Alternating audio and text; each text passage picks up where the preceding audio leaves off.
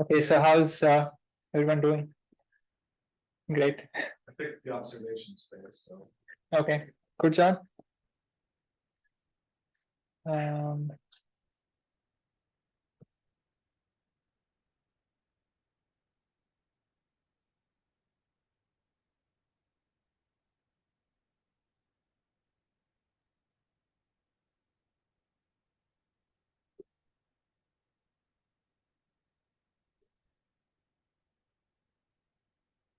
okay, we have some interesting ideas to cover today. So, although there is some logistic details about this is the last lecture session, and next week Thursday is a holiday, and Thursday after that, I think November 30th is the presentations. Actually, I would not want to give too much instructions or too much constraints in your presentations. Basically, the objective of presentation is it's not graded, and so the objective is really to inform other students about what you've done.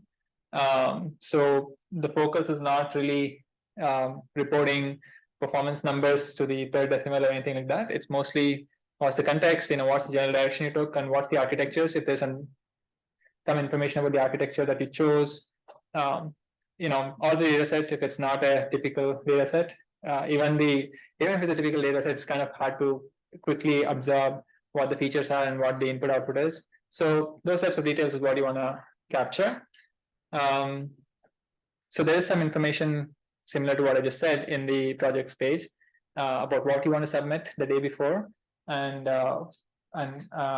what's going to happen in the session. But what's going to happen in the session is basically there are about 7 groups, so 15 minutes each or something, whichever makes it closer to the 3-hour mark or 2.5-hour mark is the time limit. So I'll give you this information again in an announcement. I'll also share a link to box where you can upload your slides also, so that way you can use the same machine here to present. Okay, so those are some logistics. I know it's a few weeks away from now, so a couple of weeks away from now. So we are here, and today we'll continue to talk about reinforcement learning. And now, actually, today's objective is really to mix deep learning with reinforcement learning. Okay, so that's what we'll jump back to. So any question about the logistics of how the progress of the courses for the next couple of weeks? So no assignments, so everybody seems to be very happy. I see smiling faces here. So it's mostly just about your project, whichever project you're working on. I know I've met you guys 2 times at least, and I separately with a couple of few teams here, separately. And if one of your teams wants to meet me to get extra feedback, you can meet me, email me, and we can set up an appointment. Okay. Great. So with that, today's lecture, it says, although last time there were no 2 separate lectures, last time we covered policy, state, action, value functions. I just might have mentioned what the Bell equation is. I'm going to get back to that just to give an intuition for the algorithm. Okay, so Q-learning is algorithm. That's what we saw last time. We'll get back to that. And today's objective will be to kind of improve that Q-learning algorithm using something called function approximation. The moment there's a function or a function approximation, you can bring in all neural networks back. And so we'll do that. Actually, that's where you can bring in not just neural networks, any function. Okay, so what is this function going to do? That function is going to approximate the state action value function. Okay, that's the punchline for today. So really to look at that. And there are a couple of case studies. We'll see how much we can do, whether we can cover both of them or we have to cover only one. One of them is called DQN. So the Atari games, I think Breakout was the game that you're seeing, where you have to balance a ball and it'll clear the bricks, right? So that's using the first technique. And the second technique involves not just reinforcement learning, but also the other idea that I've been mentioning in the class from last week. It's called planning. Okay, where you know everything. So in a game called Go, which is very similar to chess, you know the rules already, but you still need. So you just need to plan. But even to do that planning, you might need some RL ideas or some neural networks in the mix. Okay, so anyway, so it's a little bit not exactly reinforcement learning only, but it involves some ideas about sequential decision making as well. Okay, so what are the goals?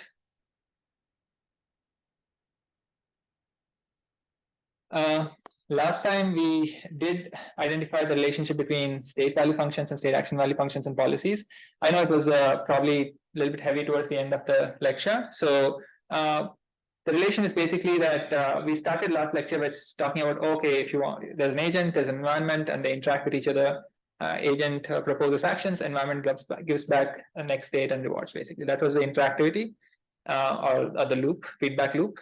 And agent can be, if you want to develop an agent beyond like randomly picking actions, the agent has to kind of have some quantities inside it. Like, for example, just like in supervised learning, there's a prediction function. The agent should have at least a policy, okay, a policy function, which is a mapping from state to actions. Okay, if not a policy directly, they at least need to maintain something called a state action value function, with which they can kind of take, any given state. The second argument is the action. So you can take a max over the second argument, figure out which action is the highest, giving the highest state action value and play that action. So you have to maintain some quantity, either the policy function itself or what is called a state action value function.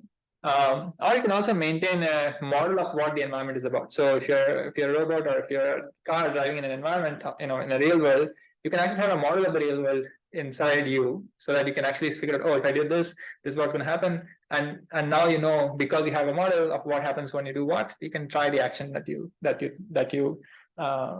think is going to lead you to the desired situation, right? So those were the three components: a model, a policy, and a state action value function or state value functions. And so the relationship between them, because they're not completely unrelated to each other, at the end of the day, the agent has to just take actions given state. That's what it needs to do. So they are all related. Okay. Last time, well, I'm talking about the goals for it says L11, but L11 and L10 were combined in one lecture. So we also briefly looked at Q-learning, and we're going to start from Q-learning today. And so I will give an intuitive reasoning of what the Q-learning update rule is today. Okay, I also gave it last time, but I'll repeat it today. Okay, because that gives you a flavor of why, at least in terms of computation, also in terms of formulae or whatever, it's different from supervised learning. Okay, it's different from different, but also a little bit similar to gradient updates that you have seen before. Okay. The difference between Bellman expectation equation and optimality equation. We briefly saw what an expectation equation is and what an optimality equation is.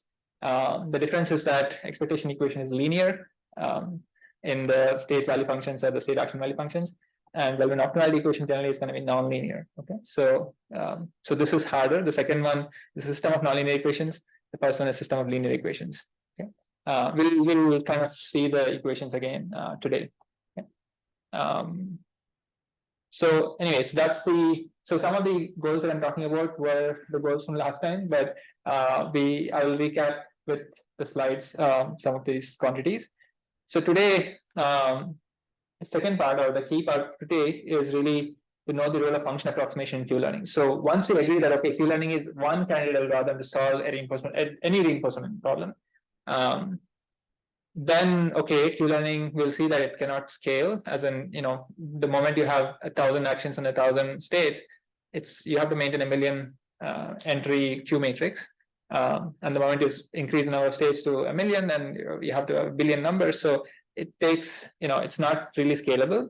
And so you have to approximate the value function. Okay, value function is just a function, takes a state and action and spits out a number. So you can imagine that, okay, there could be some other function, a linear function or a nonlinear function, which takes the state and action as an input and spits out the value of being in that state and taking some action as an output, right? So that's the role of function approximation. We'll see that one of the goals is to kind of appreciate that there's function approximation that kind of gets you to toy situations. That last time we saw a grid, and in fact I'll show a grid example in a second, to something more realistic like self-driving. Okay. And then the next goals are really about the case studies. So the first case study is something called DQN. So the D stands for deep. Okay, so deep Q network. So deep network is there. So there is a deep neural network involved. And so just there is some. So although we saw the Q-learning algorithm last time, and we're going to do function approximation.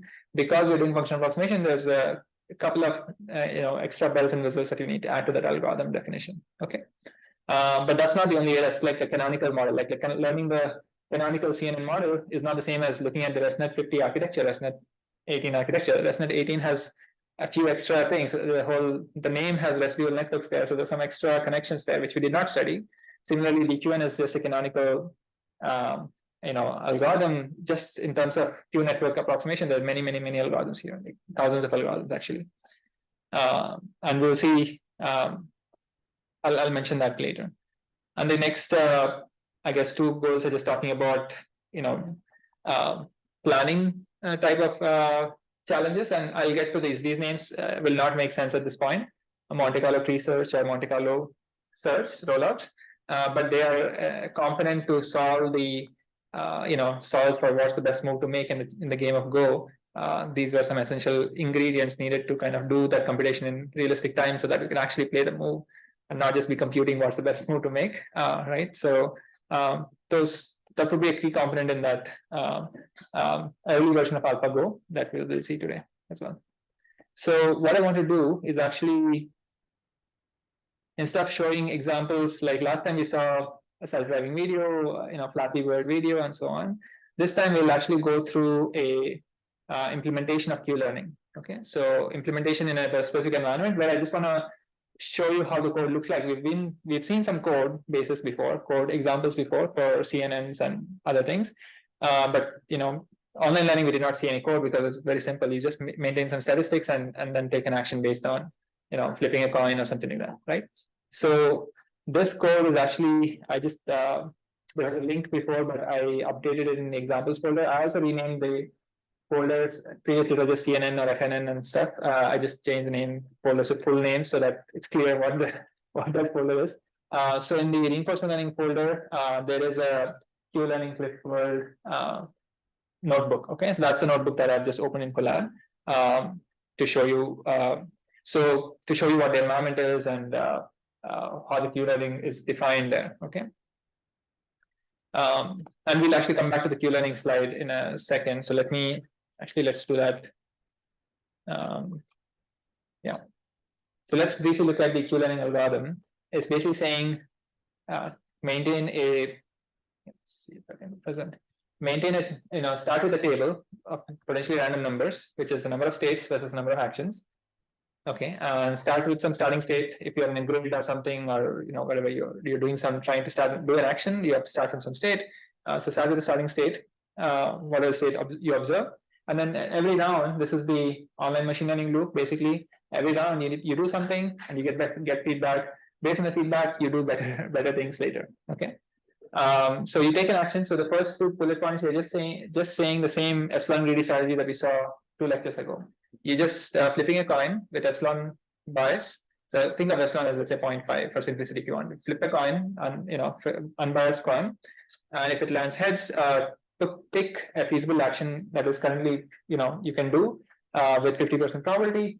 If not, just look at the table and look at which state you are in, which row you are in, and those rows, whichever number is the highest, the corresponding action you play. Okay, so it's just the argmax. So the action that maximizes this quantity across the second argument actions, right? So that's the explore exploit step. Once you figure out what action take that action. You, in the sense that give that action to the environment if you're working with a simulator, and environment will tell you, hey, here's your immediate reward and here's your next state. Okay, so that immediate reward is RT plus 1, and the next state is ST plus 1. Okay, everything else is known beforehand. So ST is known, capital ST is known. That was the starting point of this, this step of the for loop. AT is known because we just decided what AT is. So ST and AT are known. The Q matrix is known with the current entry values. What's not known is what's new is basically the reward and the next state. Okay? Once you have those two, you're basically updating. Okay, at the current state, I took a particular action. Now that I get a reward because of it, let me update that entry. Okay, that's what we're doing. So we're just saying, okay, the new entry at that state and taking that action, that new entry value is going to be equal to old value plus a temporal difference error. Okay, so that's just a And we'll motivate why this error, there's some intuition for this error based on Bellman optimality equation. And we'll do that in a second. I want to go back to the code, but I'm just saying that in the code, the only interesting step is basically this update step, right? I mean, everything else is just get some information from the environment and take a action and get back some reward and next state, and then just do this, potentially complicated looking update step, but it's not really complicated. Okay. Once you update that entry, then continue, for loop continues, okay, whatever is the number of steps needed. And the only parameters here are exploration parameter, how many times you wanna, how much bias you wanna explore. And you can also change over time. In this version, we just said, okay, it's fixed exploration, amount. And there's also parameter alpha, which is very similar to your gradient descent parameter. That's why it's called also learning rate. It's just how much to update the old value with. Okay. And I think last time we ended around here, which just shows that, I mean, about 30 years ago, some researchers showed that under, there's some assumptions, obviously it's a theoretical result, saying that in the limit, just means like after lots of for loop, steps, this Q, this table Q or this matrix Q, every entry is going to be similar, is equal to actually the optimal state action values. Okay, so the optimal state action value, so every entry is going to look like that. Obviously, there's assumptions that we are kind of pushing under the rug, because this Q itself is going to be a random matrix. So what does the random matrix equal to a fixed matrix mean? So there's some nuances like that, but roughly you get the best state action values without knowing the environment. Okay, you didn't know the script R, script P, those model environment related quantities. We don't know. We're just trying random, things a little bit with random, but a little bit exploitation, and updating a rule. And just by doing that, you're able to figure out what is the best thing to do in every situation. Okay, so that's the key learning algorithm. Let's actually. Okay. Let me come back to this notebook. So, I mean, you can also see this notebook on your laptop if you want to from the repository. But basically, what we want to do is train an agent to go through a world without falling off a cliff. Actually, you'll see. I mean, in this picture, obviously, this is the agent here. This rover is trying to go from in this narrow path and get to this reward and not fall into this fire. Right, that's what we want to do. So this is actually from a link where they are asking you to code up the Q learning algorithm. And for simplicity, I've already put that. I've already solved it for you, so that you can focus on like what are the main ingredients. So don't worry about the to-do stuff here. Okay, so a few very expected imports, random, because we need to exploit, and some simple imports like numpy and scipy. So we're not really using anything sophisticated in this script. Okay, because you saw that the Q learning group, it's really just made in a matrix and just update it. So it's not really, there's nothing, no deep learning, nothing going on, no machine learning going on actually.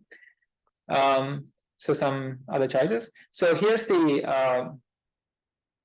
grid world. Okay, this is very similar to the maze thing that we were looking at the illustrations last time. So here's the grid, or it's called cliff world here, and here's the state space along with immediate rewards in the cells. Okay, so the screen is the starting point, and this guess what color is it? Black is the ending point, and you just want to figure out how to go from here to here. Okay, so a priori you don't get to see this. Okay, you only get to see I'm in some location, and I have no idea where I go and how much reward I get, immediate reward. But only through this reward feedback, you need to figure out, okay, what's the best way to go from this green box to the black box. Okay, what's the best way to go? Just step down, go all the way to the end, and step up. Right? That's not we can know if you know the global information. If you just need to plan, that's easy to plan.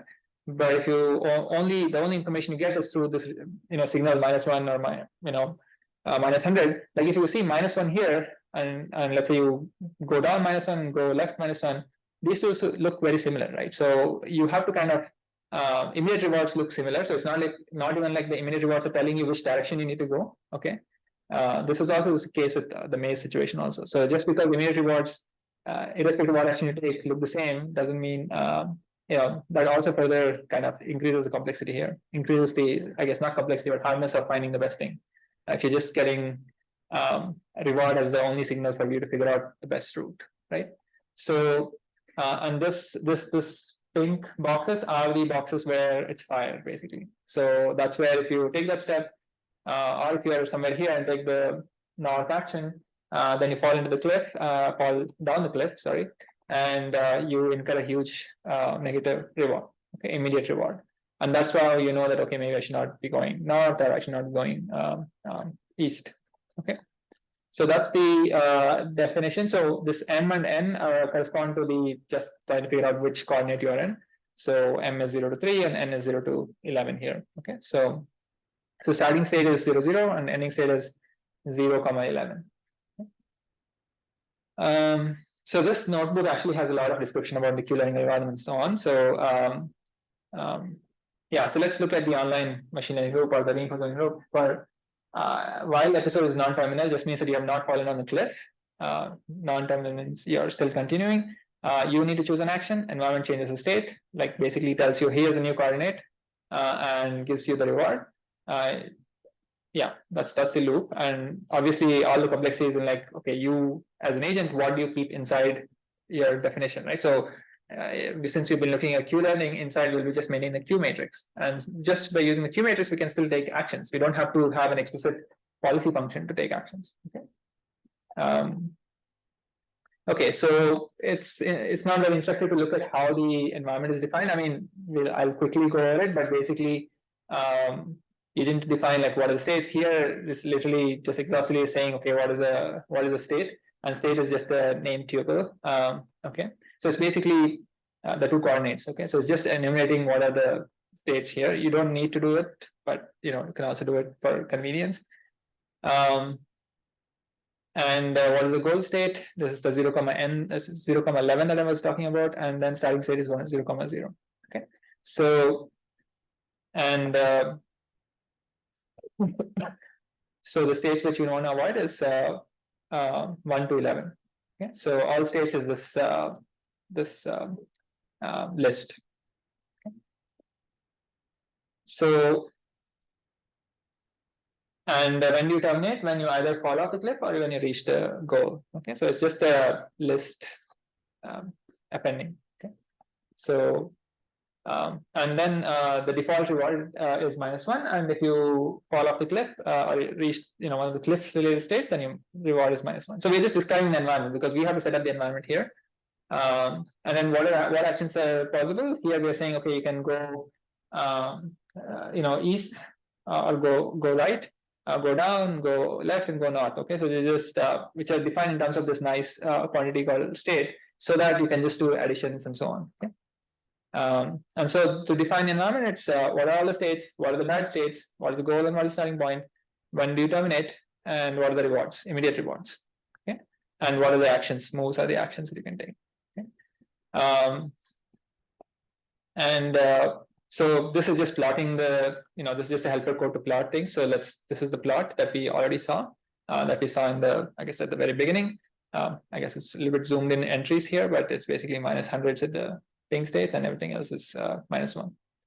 Okay, so here see you're defining they are defining a class. Okay, this is not the only way to do it. In the lecture goals slide, there are links to, for example, OpenAI's not OpenAI, perhaps OpenAI still, but there's a package which also defines environments in this way. Okay, so you have to kind of have a holder from which you can give an action and get back a state and reward.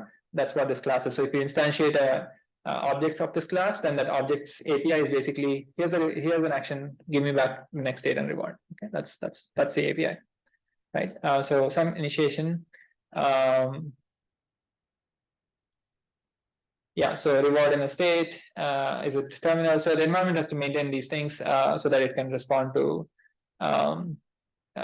whether the action is valid and so on. So there's some functions that are helper functions basically so that the, so for example, in a state, if you take an action, what's a new state, for example?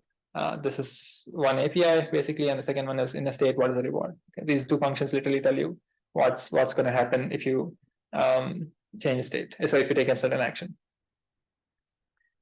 Okay, so let's actually come back. So here's a simple random agent. So we're not going to spend too much time on the environment because we visually saw what the environment is and what you need to do.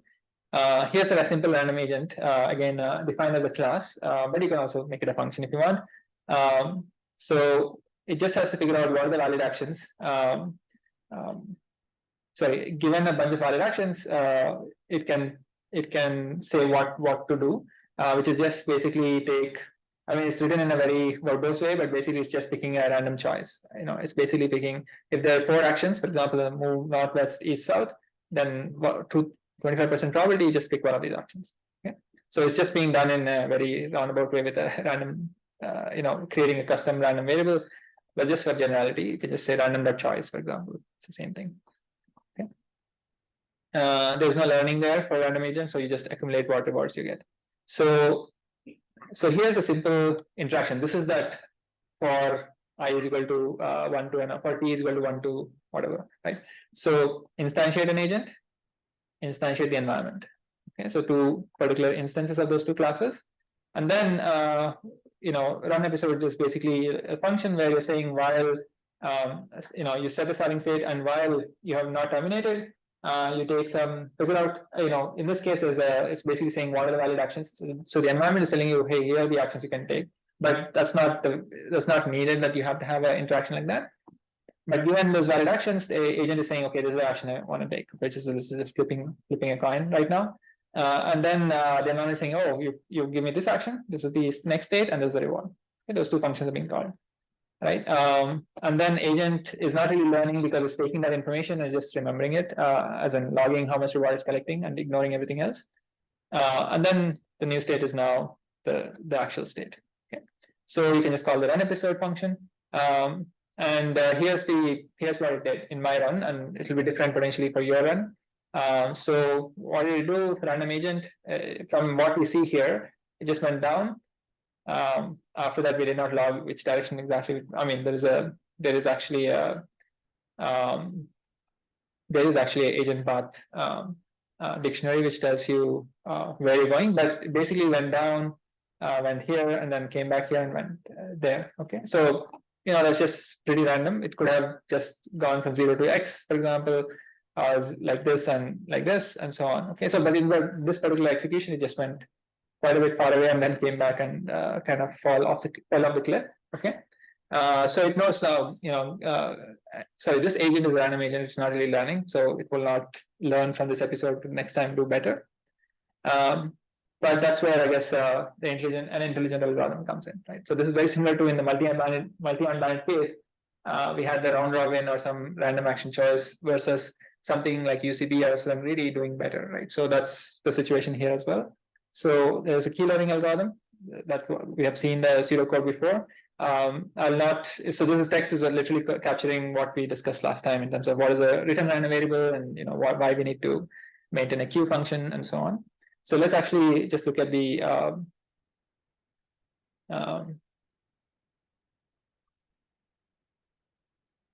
yeah. So there is a queue learning agent. We'll not look at the full code. We'll directly just jump to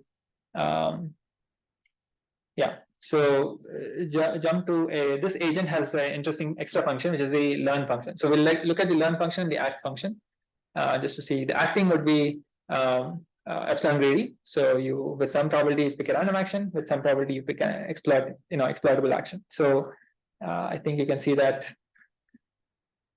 Okay, this is TD error, act greedy, act random. Where is the act itself? Okay. So act function. So you don't have to write it this way, but the acting function and the learning function, those are 2 functions we'll focus on for this discussion. So acting function is just saying, hey, if you're flip a coin, so this is how you flip a coin in code, right? You just realize it on a variable and see if it's greater than or less than a threshold, epsilon.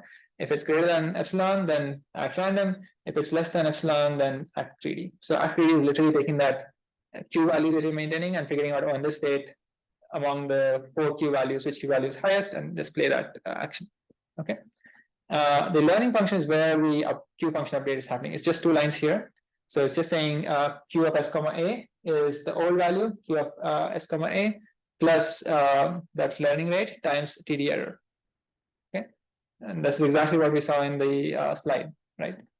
And it's also remembering the in which state which action happened. So, but this is basically the most important thing. So if you do that, I mean, there's a lot of text here, and actually the TD error is exactly what we saw in the, so it's R plus max over, so gamma times max over A of Q minus Q. So this equation here. Okay, so if you run the experiment exactly like before, this is what we get. This is not for forever. Okay, there's some number of iterations in that interaction loop or learning loop. Okay. Where is the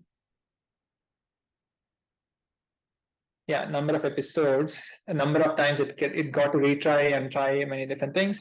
I think 500 episodes.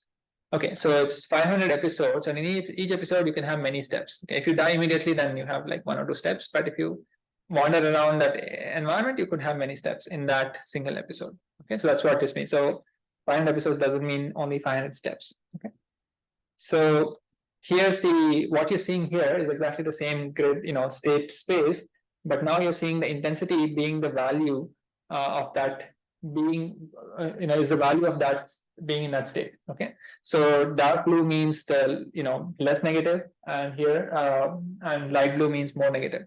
Okay, you want to avoid more negative states. Okay, so for example, you can see that friendly states is less favorable than being in this state. Okay, so if you're in this state, this is a really good state to be in because you just one move and you finish your goal. Okay, so that's why these states on the right are more valuable. And since there were only 500 kind of trials that this agent could do, so you can see what the optimal action is. So what you're seeing here is not just the gradient of these colors, which are the value functions, which is the value of each state. Now remember, we are maintaining the Q value. The Q value and value of each state are just related to each other by just taking the Q value and just taking the max over A, and that's the value of that state. Okay? So value of state is just max over A of Q of S comma A.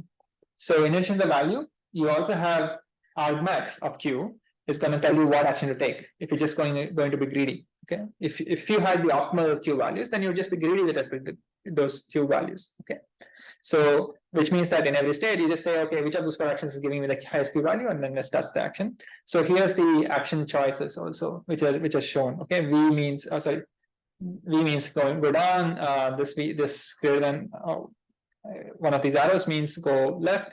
Sorry, go right, and so on. So and this, I guess, superscript thing means go north, right? So what is the optimal action? So you start from here, and it's basically saying go here, and you'll probably never go here because from here the deterministic action is to go here. Okay, and the same here, go all the way to the end, and then go back to the goal.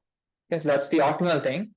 And I think there's a instantiation. Yeah, that's what you do. I mean, once you're after 500 episodes, since you learned some key value, now if you just exploit based on those key values, this is what you would do. Okay, and obviously it's not the optimal because we said optimal is supposed to be just go like this and go there. But if you had more and more interactions instead of 500, maybe 5,000, or maybe even 50,000, it will learn exactly what the values are for being in each state. And then you'll do exactly, the most optimal thing. Okay, so you may say, okay, this is very trivial, but here the only information you gave is whether something is good or not. So you only gave immediate rewards as the information. Using that information, the algorithm figured out what is the best thing how to navigate around this cliff. Okay, so it may seem simple for this. Even here, it seems simple. This is how more complex reinforcement learning systems, including that breakout is not that complex, but still, that's how you figure out what's the best thing to do. Okay, and there's sequentiality, right? So what you do here determines where you go next. Okay, it's not like what you do here has nothing to do with what next state you see and what action you take there. It's not like the multi-arm bandit or the contextual bandit setting. So any questions here? with the code. I mean, I'm gonna again show what the Q learning is and some intuition behind that. But this should give you, a feel for like, oh, what can the algorithm, this learning algorithm do? Because there's learning involved here. Okay, there's think of a random agent. It's not learning. There's no way to figure out what's the best thing to do. But here, since it's tracking these Q values, inherently, it's basically instead of learning the model of the world, it's basically trying to figure out what's the best thing to do in each situation, each state. Okay, yeah. You said like Q is a state and action, right? So when is learning, how Yeah. does it track? Let's say this is the optimal action at that. This is what it figured out. Yeah, this is actually the optimal action, right? Where does it store the tried but not optimal action? From the Q value. So remember the Q table has one column per action. So here the Q table has whatever number of states there are. So whatever, like 4 times 12, right? So those number of rows and 4 columns. And so if you look at the row corresponding to this, like I guess the 0,0 state, there's going to be 0,0 state and 4 actions possible. And so there's going to be a Q value for all 4 actions. But the action going down is the one with the highest Q value there. And so that's the action that it's suggested. And if the Q values are the optimal, that's the right action to take. But the other actions, we know what the values of taking those actions are in that state. And the values are not high enough. Okay? They're not less negative enough in this case, because all the rewards are negative here. Okay, let's come back to the slides. Okay, so there were a bunch of slides before, but I want to kind of give an intuition for the update rule. Okay, so what is this temporal difference error? We're not going to recap all the equations because there are a lot of equations from last time that we did not, we went through them, but it's not the focus of today's class. So I just want to show you one equation, okay? So which is which kind of gives you a sense of what's going on. So if you recall, let me just come back to here just to say what is the Bellman optimality equation. Bellman optimality equation is this. So the optimal value, state action value at any state action pair is actually related to the optimal state action value at some other state action pairs. Okay? There's not just one quantity because there's a bunch of these Q values, the Q star values. So this is a equation. It's a nonlinear equation because there's a max operation here. Okay, and so if and obviously there's an equation. So if you write this for every state action pair, you would have a bunch of equations, all nonlinear equations. Okay, you'll have a bunch of equations, right? For example, in our cliff world example, there is 4 times 12, 36, 48 states. 48 states. So 48 states, and again, 4 actions, right? So 48 times 4. So those many equations you can write, and each of the Q stars will be related to some other Q stars. That's what I'm saying. In fact, you will see that they're just neighboring Q stars because in the cliff world you can just go one left or one right or whatnot, right? So if you have the system of equations, nonlinear equations, you can just try to solve it. If you had a solver for solving a system of nonlinear equations, we do have solvers for solving a system of linear equations. That's literally Ax is equal to B. Right? How do you solve Ax is equal to B? You can call, NumPy, or you can just use R, for example, right? So you can solve system of linear equations easily. It turns out system of linear equations were actually part of essentially what you would get if you do Bellman expectation equation. Okay, there would not be a max over there, and instead of a star, it would be for a given policy point. Okay, so anyway, coming back to the system of nonlinear equations. If you know that the optimal state action value solves this, and if you are in the planning setting, which means that if you knew the reward and the transition probabilities at every state and so on, if you knew that environment and therefore its planning, if you know these 2 quantities, then you would want to directly solve the system of nonlinear equations. Okay, and there's a simple way to kind of heuristic that people came up with to kind of solve this, which is, okay, let's start with some arbitrary values here for Q star. Okay, compute the right hand side, and therefore I've gotten a new set of Q stars. Okay. Now take those new Q stars, plug it in the left hand, plug it in the right hand side, compute the right hand side. Now you have gotten a new set of Q stars. Okay. So you're just iterating over some old, some arbitrarily chosen Q star values. Okay, Q star candidates. Evaluate the right hand side and you get potentially new Q star values here. Okay. Yeah. Just to clarify, so there are 48 times 4 Equations. Yeah. They're all in one. Yes. Okay. Yeah. So 48 times 4, whatever the number, are the unknowns. So it's a big system here for at least for the Clifford. Okay. So although this example is not specific to Clifford only, I mean you can use it for any situation, but 48 times 4 unknowns. You start with some arbitrary values of unknowns, evaluate the right hand side, get some updated values of unknowns, keep repeating it, and turns out if you iterate it over and over again, you actually get to Q stars. Okay, so that's a very interesting property. It's not always true, but it turns out because of some interesting properties over this the way the system equation is, you can actually get to the optimal state action values. Okay, this is called value iteration. Okay, this is not always true, but actually, this idea you can do it even for linear system of equations, perhaps. But I don't know. You can try it. You can think about it. Okay. In fact, linear system. Have you heard of? I think power method or something. It's a way to solve system of linear equations, and it also basically has a similar idea. So it's just an iterative scheme. Okay, it's like going from current candidate to another candidate to another candidate. Very similar to gradient descent updates, right? So you're going from current solution to a new solution to a new solution. Same idea actually. Okay, so anyway, that's Bellman optimality equation, and a way to kind of use that to kind of solve for the planning version of the problem. You just do a value iteration. You just iterate by plugging in some random values and improving it.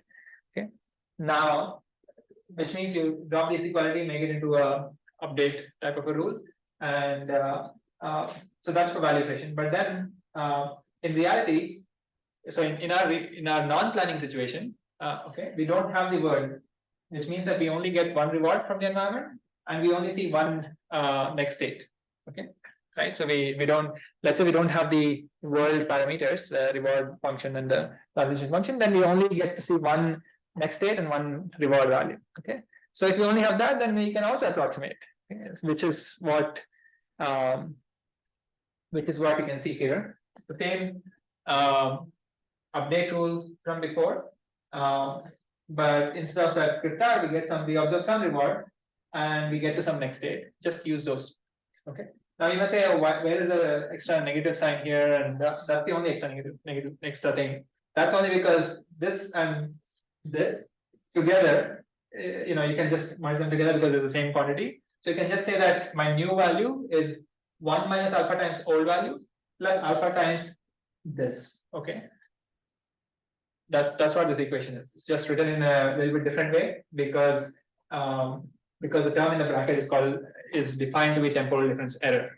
Okay. So it's like saying old value plus some error, some correction is the new value. So because I want to put it that way, it's written. It looks like this, but it's basically the same as the Bellman optimality equation, where you don't have the world information, so you just take the information that you actually have, the reward and the next state value. Okay. By the way, this is just intuition. I'm skipping over some principal steps here, but that's essentially leads you to the Q learning update. Whatever the Bellman update equation or the value iteration idea, essentially the same intuition applies here. This term is, if there were optimal Q values, let's say Q star. So if this was Q star, okay, then if this is Q star, then this term should be equal to Q star. So this TDR should be 0, right? Then that's why saying Q star is equal to Q star. So all I'm saying is this is like intuition for that. It's basically Bellman equation, Bellman optimality equation is the intuition for this. Okay. Although there are some nuances like on policy versus off policy details that I'm skipping. Okay, which are important, but at the first order, it's inspired by Bellman equation, Bellman optimality equation is what I want to say. Yeah, but If you don't get the allocation, that's fine. But this is the only complex step in this algorithm, and this algorithm gets you to almost optimal solutions by just trying out things. Okay, we're trying out actions. Obviously, although you would not like to for a free driving car to do those actions in real world, because then it's going to be very costly. But if you had a simulator, and there are simulators, world simulators, where you can actually train a car to be on the lane and go from a source to a destination and so on. Okay. Okay. Now let's actually start the need for deep learning. Is that this Q-learning algorithm that we saw in the previous slide is only tabular in nature. Okay, you're maintaining a table. Every state, every action, you're maintaining a number. So it's tabular, and so it's not enough. Okay, well, what do I mean by that? So on the left side, you see a top view of this environment. On the right side, you see a egocentric view, as in like what the agent is seeing. Actually, if they had a camera, so the agent is here in this green box, and let's say they have to go somewhere over there, and maybe there's a goal over there. The agent, if you have this representation of the state space, then it's just coordinates, and it's very similar to the cliff world example that you can solve it. But the agent is actually, the input is coming through their camera that's mounted in front of them. Then they get to see this. Okay, oh, I'm here. Maybe there's a path over there. There's some walls over there, and so on. Okay, that's this image is what they get as input. Okay, now there are going to be many such images. It's way more than the number of 2D coordinates that are there here, right? So how do you deal with? Are you going to take every image as one potential row and then keep track of what action to take? In each of these images, that's going to be super hard, right? So that means that we have to do something beyond maintaining a table. Is the motivation clear that we want to kind of scale up from left side to something like right side? That the observation that we're getting is like richer. Okay, it's not just two numbers, which is the coordinate.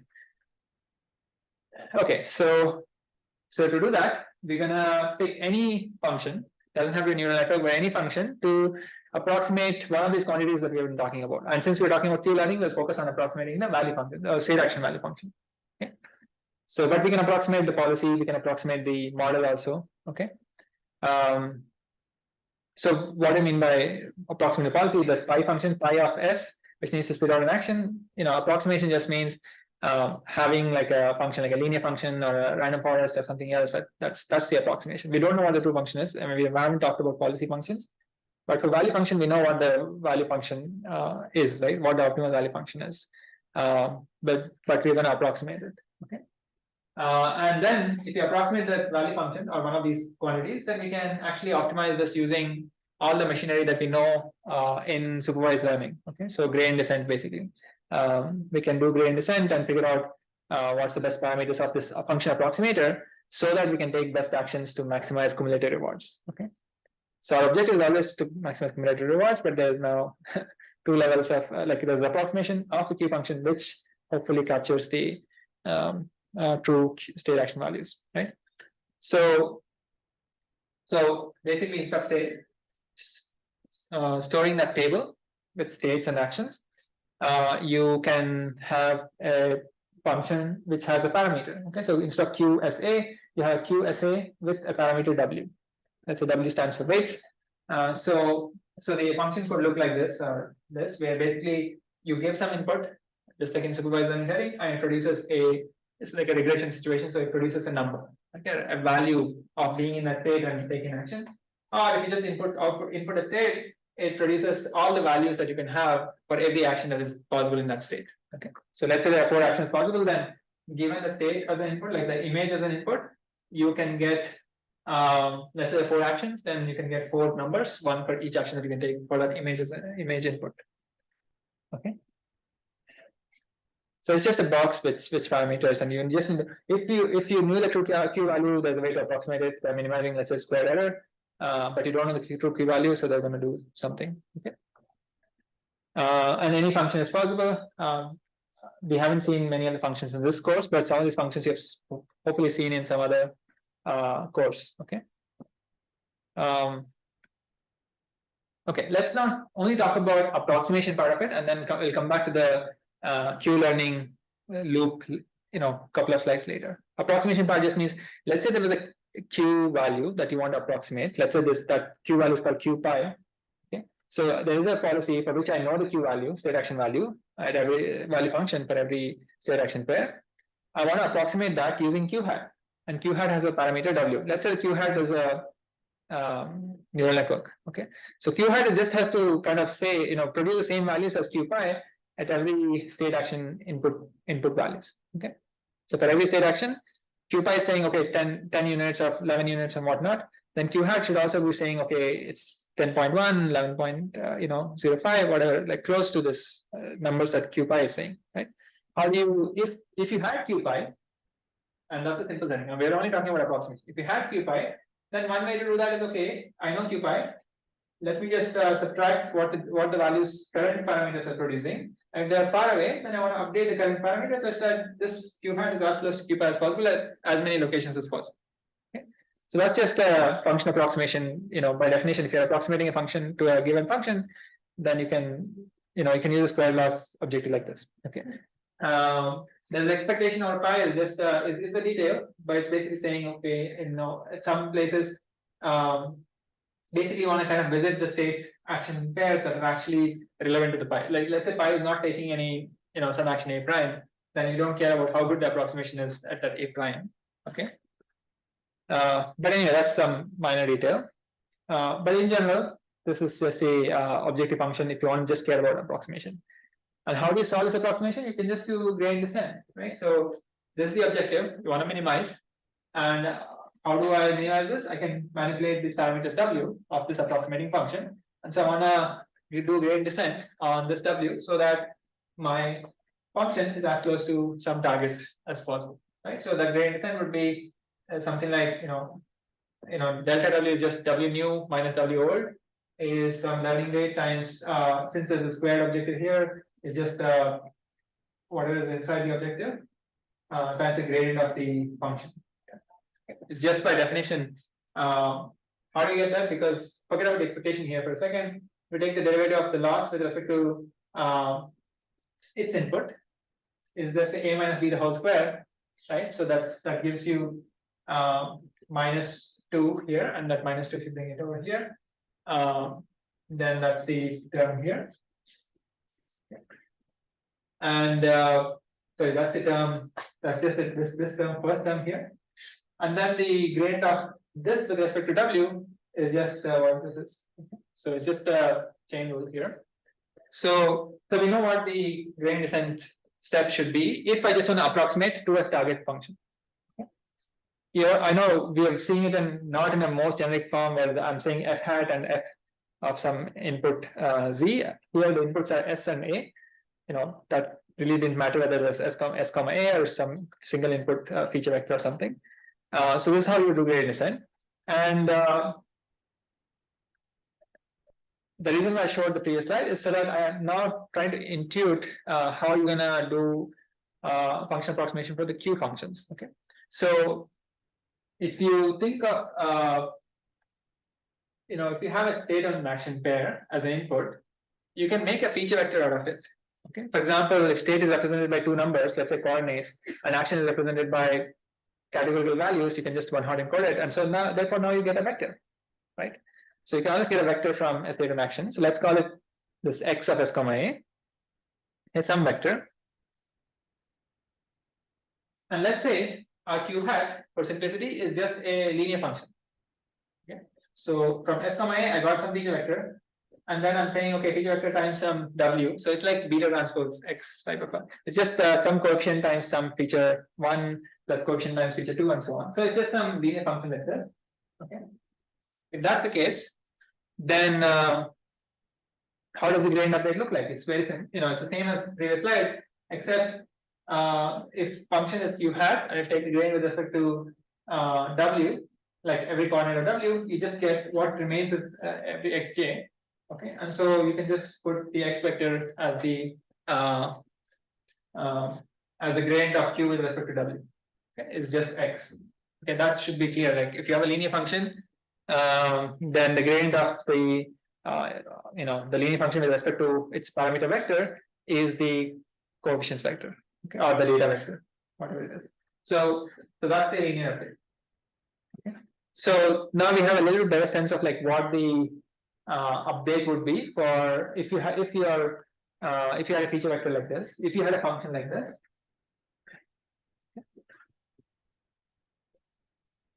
Now, what we want to say is that that was previous slide was just an example for linear functions. Okay. Now let's come back to our Q-learning update that we saw in the Q-learning algorithm. Okay. Remember in the Q-learning algorithm, this is just that equation in that slide that I just plucked it out from there. New value is old value plus alpha times temporal difference error. Okay. And if you recall, this error is something that will go to zero if we actually get to Q stars, right? Which means that we can focus on, okay, at optimality we know that on average, it doesn't, on average is like not that important, but basically this error should go to zero, right? Which means that I can focus on from this you can build an intuition that maybe I can then focus on minimizing the squared loss between these two quantities. Okay. Consider this to be one quantity and this to be another quantity. Then I can just say, okay, how about I reduce the squared loss between this quantity, which is basically this, and this quantity, where the Q functions are just going to be those function approximators. Okay. In the previous slide, the target was known, but in Q-learning or in general in reinforcement learning, we don't know the target Q value. So we don't know what to approximate to because there's no reference function. Okay, the Q pi is not there. In the previous couple of slides, there was a Q pi. And so we are just creating our own kind of a candidate Q pi, essentially equal to candidate Q pi here. So you're saying, okay, this could be the target, and then we just keep taking W so that whatever Q function is going to approximate this guy. Okay, but this guy also has a W there. So we'll fix that in a second. Okay, but basically we just created our own target so that we can have a squared loss and therefore we can do gradient descent. That's the whole objective here. Any questions? No questions on this side. Everybody's on their laptop doing something.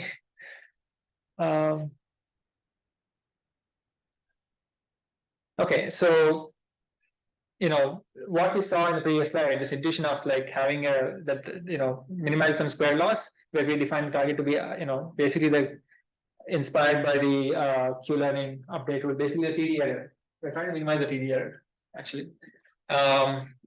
Is the kind of idea behind this success 10 years ago with the Atari games, a bunch of Atari games, right? So there are a couple of issues with doing that square loss update directly, and we'll kind of address that.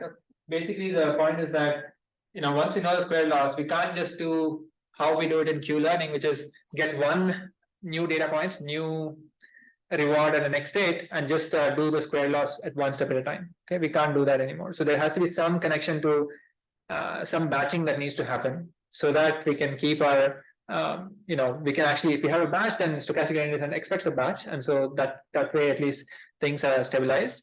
But also the issue is that our data on the reinforcement learning setting is actually not IID. So the batch that you create may be completely biased, so you may want to kind of randomize that batch so that there's some stability. Okay, and we'll also deal with the issue that there is there was W here and a W there. Otherwise, we definitely don't know the target Q, so we have to have a W in this part as well. So we'll have to fix that as well. Okay, so it's basically the fixes are the extra things to the Q-learning loop are, in addition to function approximation, are trying to deal with this non-IIDness and to deal with that extra W in the reference in the target too also. Okay. So we will see how to do that in the first case study, which is BQN. Okay. So since that's now specializing to a specific neural network, we'll look at a specific neural network, which is a CNN. I mean, we've seen CNN the second lecture, so we'll come back to the CNN and then we'll talk about the Q learning algorithm with the CNN involved. So any questions here before I jump to the architecture? So that was the toughest part, by the way. Whatever we covered in the past 40 minutes or so is the kind of the gory details. Now we're gonna come back to our familiar neural network land, which is just knowing what the architecture is and so on. But let's actually look at the first case study. Okay. Yeah. I'll ask the question. Yeah. In the previous, like the example, like when you were saying the grid is not like, switching from grid to like the camera view and. Yeah. And that we have a weights to approximate the Q function. I don't think I understand how the model is represented. Is it like through all of the matrix multiplication that in the, like, for example, what I'm trying to say is that in the cliff thing. Yeah. We had an idea of how many possible states we have. Yeah.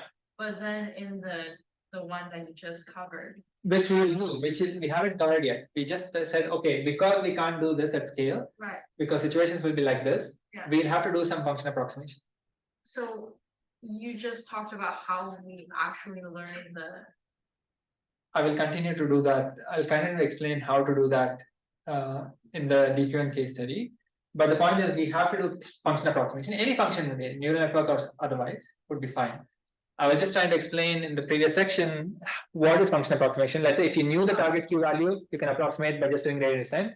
But now we don't have the target Q values at all, neither Q star nor Q pi. Okay, we don't have the targets, so we have to use the TD error. We know that TD error should go to 0 if we have actually done really well. Therefore, we can use the TD errors terms to kind of think of our square loss for our approximation business. Okay.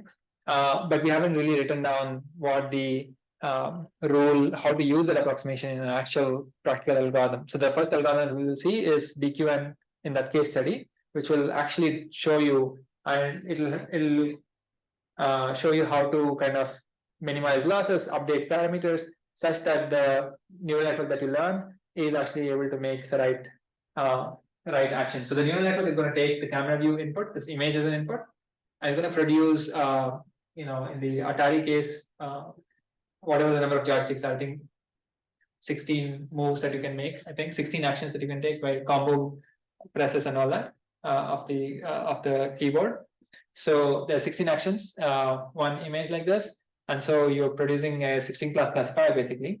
And those 16 numbers that you produce are going to be the Q values, and you're going to take, and then you're just going to do epsilon greedy. So with some probability you pick a random action, with some probability you're going to take one of the actions which is highest rated Q value. What do you mean by there's no target Q value? So I just mean if you want to do function approximation, let's say this is the approximating function. Right. Approximating function. Okay, I want to use this function class, let's say it's a linear function, whatever. I want to approximate something. What is that I want to approximate? Right, there has to be some target function on approximate. In this slide or next slide, I was saying if there's a target like this, Q pi, then how do I approximate? I can just say, okay, let's what's the square loss between my approximating function at some candidate value and the target value. If that square error is too high, then I'm going to keep changing W so that the error is small. Right? That's what you do by approximating a function, right? Right. If for any W value, if you know how far the approximating function is from here, then you can try to get the best W value, right, to minimize this, and that's just a minimization problem. Right. Okay. So yeah, I think this is for so there's that, like, I mean, in the tile thing. Yeah, cliff world example. We don't have this. Yeah, we don't have a target. Okay. Gotcha. So cliff world is we are just doing Q learning, and here we are hypothetically saying if there is a target, approximation is all about minimizing some objective function like a square loss. Okay. And here we're just saying if you had a linear function, and you had a target, then you would still be doing it, except the reason why I put it in blue box is we don't have this target. So this slide and the previous slide are just saying, okay, if you had a target, then this is how you do gradient descent to figure out the best approximating function. But in RL, we don't have the target function. Okay. Actually, we don't need Q pi also. We actually want Q star of S comma A. That is what we want to be approximating. Okay. But we see from Q learning, at least the tabular Q learning, that this is an update rule. From the update rule, we have to kind of somehow embed our approximating function, because there's a table here, but we don't want to maintain tables. There's a table look up here, table look up here. We don't want to maintain tables. We have to maintain functions, approximating functions, which means that I have to only update the parameters of that function. I can't do this update, right? Because this is not updating the parameter of the function. If let's say this is all had a parameter w, extra w, I can't do an update like this. Right? I have to update w from w previous to w next. So how do I update the parameter of the function rather than this tabular queue function where we could have updated the entry of the table, right? So we will get to, and the idea was, okay, let's look at the TD error, try to minimize it. And that leads us to try to think in terms of the same square loss idea from previous couple of slides, except that the target can be something like this. But this is not exactly target because there's a W here as well. Okay. But if there was a target, like then you know, okay, I can find the best W so that the difference between the target function and the approximating function is minimized. Okay. That was the intuition. Is that clear? Any questions? Should I ask questions to see if people are following? Okay. So let's look at DQM. So because that's gonna kind of disambiguate a few things, because so far we said, okay, we have to go from tabular Q value, Q learning to something which involves a neural network. And for that, we can't do that, stepwise update, like every interaction update we can't do, okay, because that update doesn't even make sense for updating the parameters. So we have to have some sort of some square loss objective or something equivalent so that we can update the parameters. Okay, and how do we do that? The next slide was just saying that we can do it using a batch situation. So we can create a batch of examples because that's, if we had a batch, then we can do stochastic and this and that of an update. But the batch examples, the data is not going to be IID, right? Because if you're in certain state space and we take a bunch of actions, you will be in that state space only. You're not going to jump to some other state space. So that's dependent data. And so that type of batch is not good for training or learning. And the second thing was there's an extra W in the target in the previous slide. So how do you address that? In fact, those two are the things that we'll fix next. Okay, and so we'll come back to this. Or if these three slides are not clear, we'll look at the DQN algorithm and it will become clearer of what is the objective now here. Because what we're trying to replace is that Q learning's one update line with something which involves gradient descent and a neural network. Okay. So let's look at DQN just to give some context. I don't want to spend too much time here, but basically we're going to look at DQN, and if we have time, we can look at AlphaGo. But this is the more important thing because there's only one algorithm we learned last time, Q learning, and we also started Q learning today. And there's only that's the only algorithm that we're trying to make it more general by adding neural network in there. Okay, so I'll not talk about neural networks again, but if you have forgotten, you can look at this slide about how CNNs are kind of dominant strategy today for many vision classification applications at least. And they have some properties that lead to that type of improvement with very little feature engineering.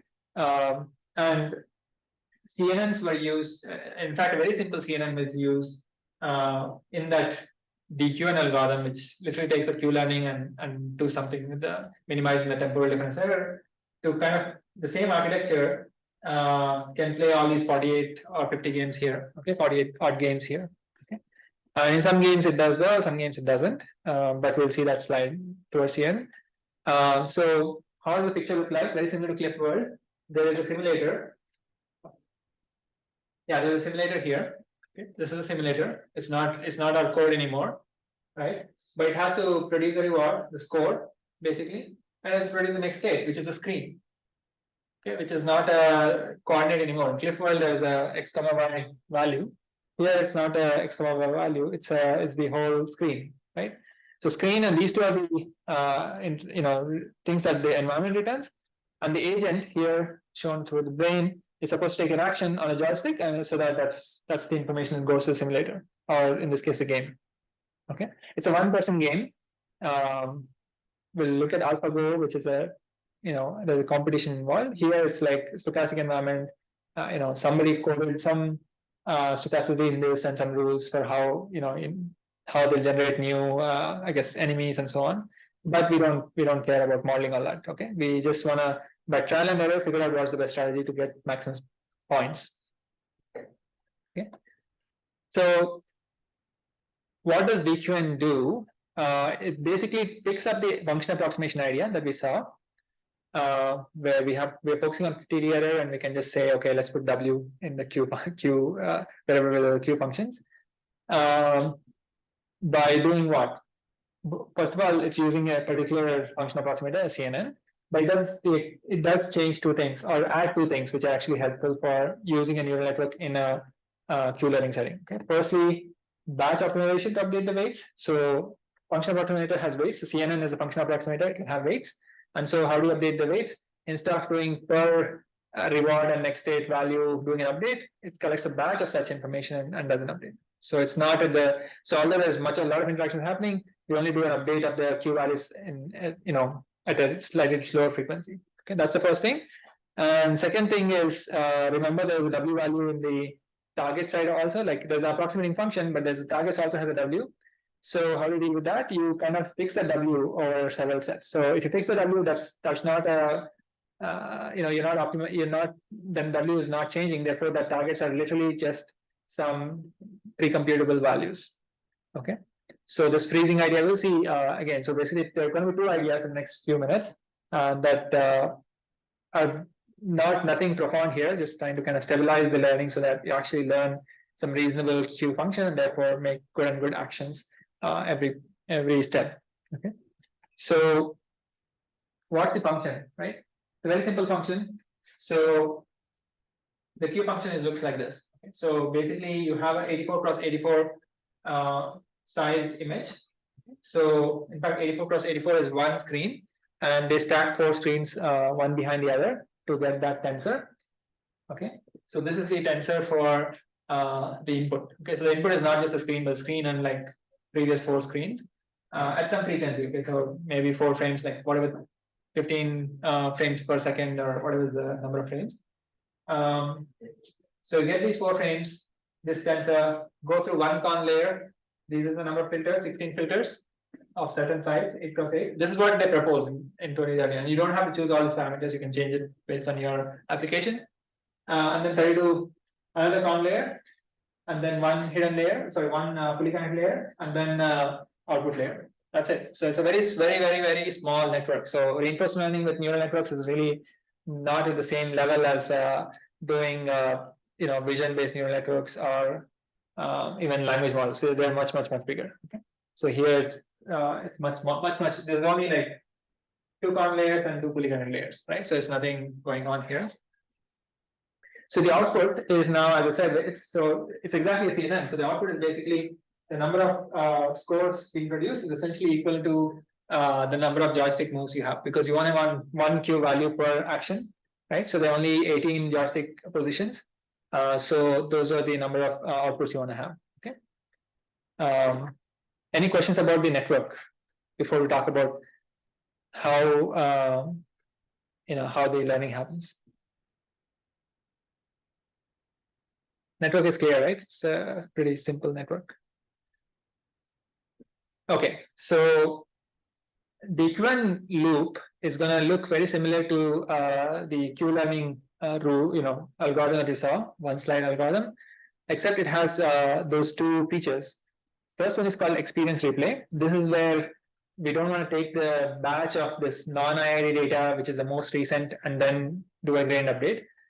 We'll do a different type of, instead of taking the most recent data set as my batch, I'm going to put this most recent data set into a database of all data points that I've collected, do some randomization on it, and sample a small batch, and then that's going to be used for my update. Okay, that's why it's called experience replay.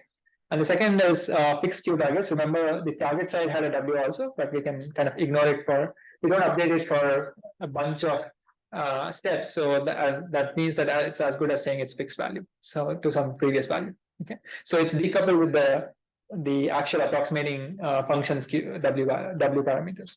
Okay, so let's look at experience replay. So we take an action according to epsilon greedy policy. This is exactly what Q learning was doing. And then what we're going to do is, and this after the first step, it's all about how we do this update of parameters. Okay, In the just Q learning, how do I do update? There was one equation which would update one entry in a table. Instead of that, we're going to store that information. So what is the information? Because I was in a state ST and I took an action AT based on whatever Epsilon greedy, I got a next state and I got a next I got a reward. Okay, a current reward and next state I got. So these 4 values is what I'm going to call this tuple is what I'm going to store in my what's called a replay memory. Okay, so yeah, what's the time? Okay, this 4 tuple is what I'm going to store in my replay memory, and then once I store this, I'm going to sample a random mini batch of such tuples from the same memory. Okay, this is how I'm going to not rely on like this IID, so non-IID data. Okay, so if I do a random sampling, maybe I'll get the first entry, 203rd entry, 600th entry, or a 900th entry. So these are not going to be, I mean, they're going to be not, I mean, we know that they're going to be dependent, but they're going to be very less dependent than the immediate examples. Okay, so we got a mini batch. Once you get a mini batch, now it should be like, okay, we have a mini batch, we can just do gradient descent as long as we set up the objective function correctly. Objective as a function of these parameters. Okay, and to set up the objective functions, the Q learning targets are going to be with respect to a fixed bunch of parameter values, W, let's call it W minus. Okay, what do I mean by Q learning targets? Remember, there was an R plus gamma max of Q that had a W in it. Instead of W, we're going to call it W minus, which is decoupled from the actual function approximator. What do I mean here? This is what I mean. So this R plus gamma max of Q, this term here, right? This W has nothing to do with this W. This is what I mean by decoupling. So previously, if you look at TD error, there were both these Qs. This is literally the TD error. Okay. What we did is saying, okay, this one parameter, let me call it a different parameter W minus, and this one's parameter, let's call it parameter W. And my objective is to actually optimize with respect to W. Then the question is, like, what are these parameters? Right? These parameters are going to be some old values that are kept frozen for some time. That's all. Okay. If these are frozen, then this quantity is there's no parameter there. It's some fixed targets. Right? It's like knowing some y hat. Sorry, not y hat, like some target values which are not dependent on W. Right? These are not dependent on this W. Sorry. So it's basically just doing regression. So you have some target, you have the function whose parameters you want to adjust so that you want to minimize the square loss. So that's what we're doing. Okay, we just minimize the square loss with respect to this mini batch of data. This expectation and all is just to say that, okay, this particular mini batch of data will be collected, and on that mini batch we want to do a gradient update. Okay. So so that's why the 2 words or 2 phrases that I read. Okay. Experience replay is basically decoupling because we are doing a random mini batch sampling. Okay, so that way it's not completely IID data. Sorry, it's not too much of dependent data that you're using to do the update. And fixed Q targets is exactly that. Okay, there was a W here, instead of that also being a W, then it will become a very messy optimization problem, right? It's not a, if there is a, instead of WI minus or some other parameter, frozen parameters, fixed Q targets, which is because of this frozen W values. If this is also W, then this optimization problem can also be done, but it just looks very messy. I mean, how I can optimize this so that it's not even a square loss anymore because this function is changing, which is basically the same as this function, and so it's very unstable. Okay, it's hard to optimize. You can try it if you want to keep it like that. But what these guys at DeepMind tried is, okay, let's fix the Q targets, and that way this looks like exactly like a regression problem, and they were able to tune the W's really well off with CNN. Okay. So yeah, at the block diagram level, so that's pretty much the equation. Also DQN is also in one slide, but the block diagram level, there's an environment like cliff world, or it could be anything, right? Atari breakout game. So from environment, you're getting feedback, but you're just staring it in replay memory first, and then randomly sampling from here. That's the mini batch part. And for the next state and reward, they both influence what the targets are going to be. So therefore, the target Q network will have its own W minus parameter. Okay, like it's basically a copy of the CNN with some older CNN parameters. Okay, So S prime and R will together give you one part of the target, and there's also R and the S prime and A prime will together give you the targets, one part of the loss term, and then the network with the parameter, the actual parameter that you want to minimize will give you the approximating function, and you want to figure out what is the new theta. Okay, so theta new is equal to theta old plus learning rate times some gradient, right? So that's the update. Okay, so the update is happening with respect to the DQN loss, it's just a square loss. Okay. And then whatever the Q function is, you're going to just keep playing that. Here it's just showing argmax over there, but you can also do epsilon greedy there, and here it's just showing argmax for simplicity, but you could do epsilon greedy there. And in fact, we saw that we should be doing epsilon greedy there. That's the DQN and the training phase. Yeah. So at the block diagram, at least you should appreciate, okay, these are the moving parts in this function approximated version of the Q learning. Yeah. Because in Q learning, tabular Q learning, there's not going to be two networks at all, and there's not going to be any replay memory. There's only one update rule, which is just one equation that you can update. You're only updating one cell in that table, in that tabular Q learning. Whereas here, you are updating the parameters, which influences all the Q values, because the moment you change the parameters, all the Q values will change, right? Right. So how do you update the parameter is what they figured out to keep it, to do that in a way that is reliable, scalable, and actually works. Requires that experience replay, and at least for them, it required experience replay and the fixed Q targets idea. Any questions?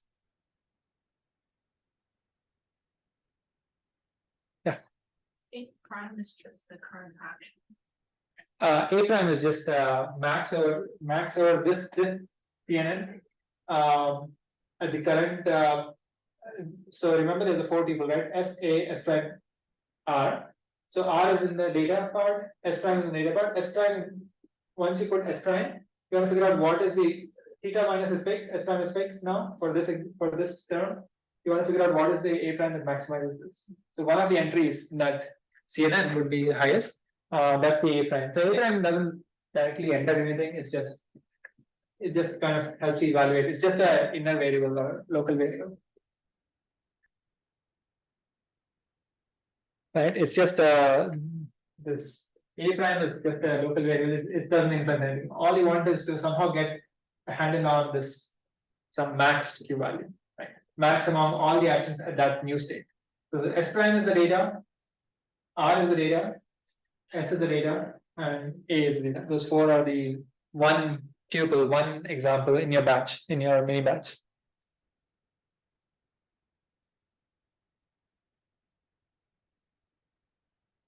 Any questions? Or is it too complicated? Some people think it's too complicated. Actually, one team is working on reinforcement learning, so for them it's not complicated, but for others perhaps. So let's actually, before we move on to the next case study, but let's look at, this is a result from their Nature paper.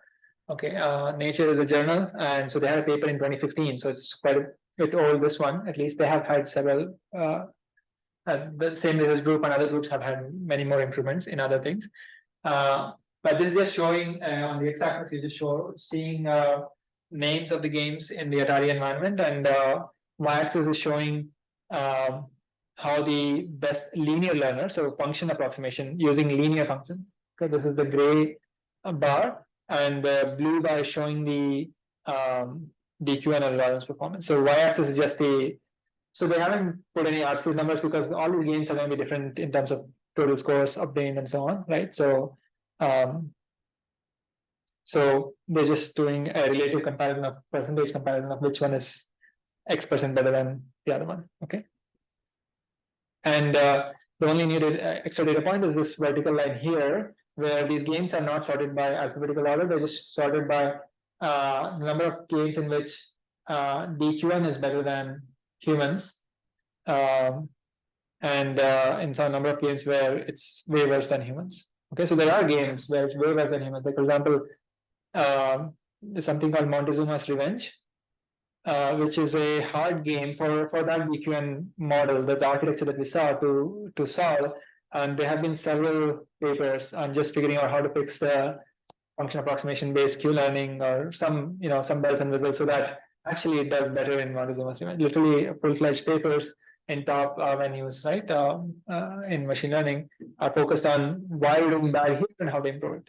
But this just shows you that there's a good chunk of games like where the blue bars are like pretty high. Okay.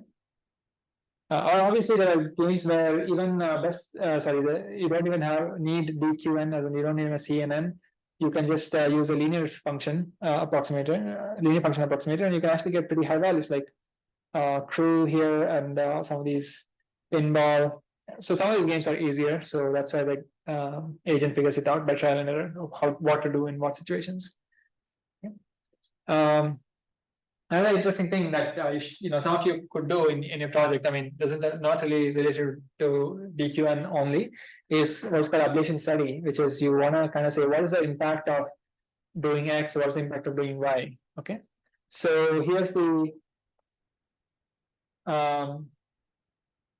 so no replay, Q learning. These are the what a total value collected or total reward collected in expectation are basically the value for 5 of these games. Okay, so it's just showing if there is no replay. No replay memory means there is no that removal of this non-IID effect. You're not able to weaken it. You're not weakening it basically. Then this is the performance. Okay. And then there's no replay, but you are fixing the Q target. So here you're not even fixing the Q target. So you're doing there's no W minus. So you're actually solving a slightly different objective. If you fix the Q targets, then you're immediately improving. So without any replay, still there is non-IID data, like most recent batch and stuff. There's no replay memory. You are actually able to get some improvement, right? So from 3 you get to 10, 29, you got to 141. So this is the ablation. What is the impact of me targeting, freezing the W minuses or whatever the targets, right? So there is an improvement. And from there, okay, not from there, but like from no replay Q learning, if you add Q replay, but forget about freezing targets, then from 3 you jump to 240.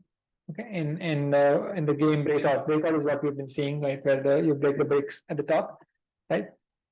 So these are the 2 aspects. Either you apply fixed Q or apply replay. So these are the 2 columns here. And then if you apply both, then you have a combined effect, which is jumping from 3 units to 316 units in score. Okay. So there's a type of like every time you introduce something in your prediction flow, or in this case, action taking flow, what is the value of doing that, right? So that value has to be not just one-off for one data set, but if it's generalizable across data sets, then it's a pretty valuable trick. Okay. So that's what they figured out. The pretty valuable tricks are the experience replay and the fixed Q targets. And just to kind of give you a sense, like, and this is like long time ago when the computer was not, as it is today. So this is in 2015 actually. So parallel methods for deep learning, where they created like 100 actors. Actors just mean agents. So 100 agents, and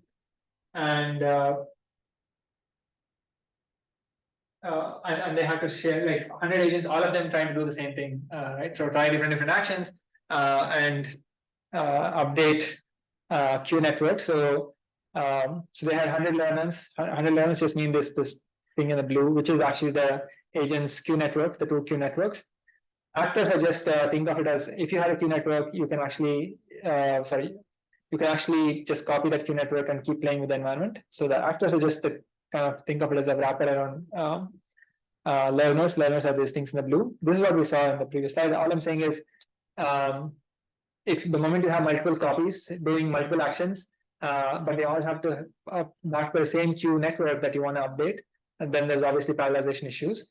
But at that time, the results that we saw in the previous slide of like 40 odd games, each game took quite a bit of days, okay, 14 days. And doing this parallelization, they brought it down to 6 hours. So quite a bit of speed up at that point of time. Okay, today actually you can just from GEM environment, you can actually incorporate any Atari game and probably train on your own local laptop or maybe a little bit reasonable laptop within a day. Okay, doesn't even take a few hours. So just the results that we saw they spend a lot of effort in actually computing and getting those results. So any questions up to this point? So that pretty much is about DQN. Before we take a break, I want to show you one last thing. Come back here.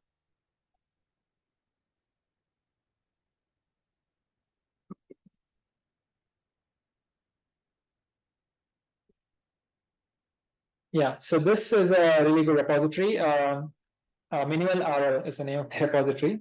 So this repository is actually on our syllabus page on the lecture goals. You can go to this link.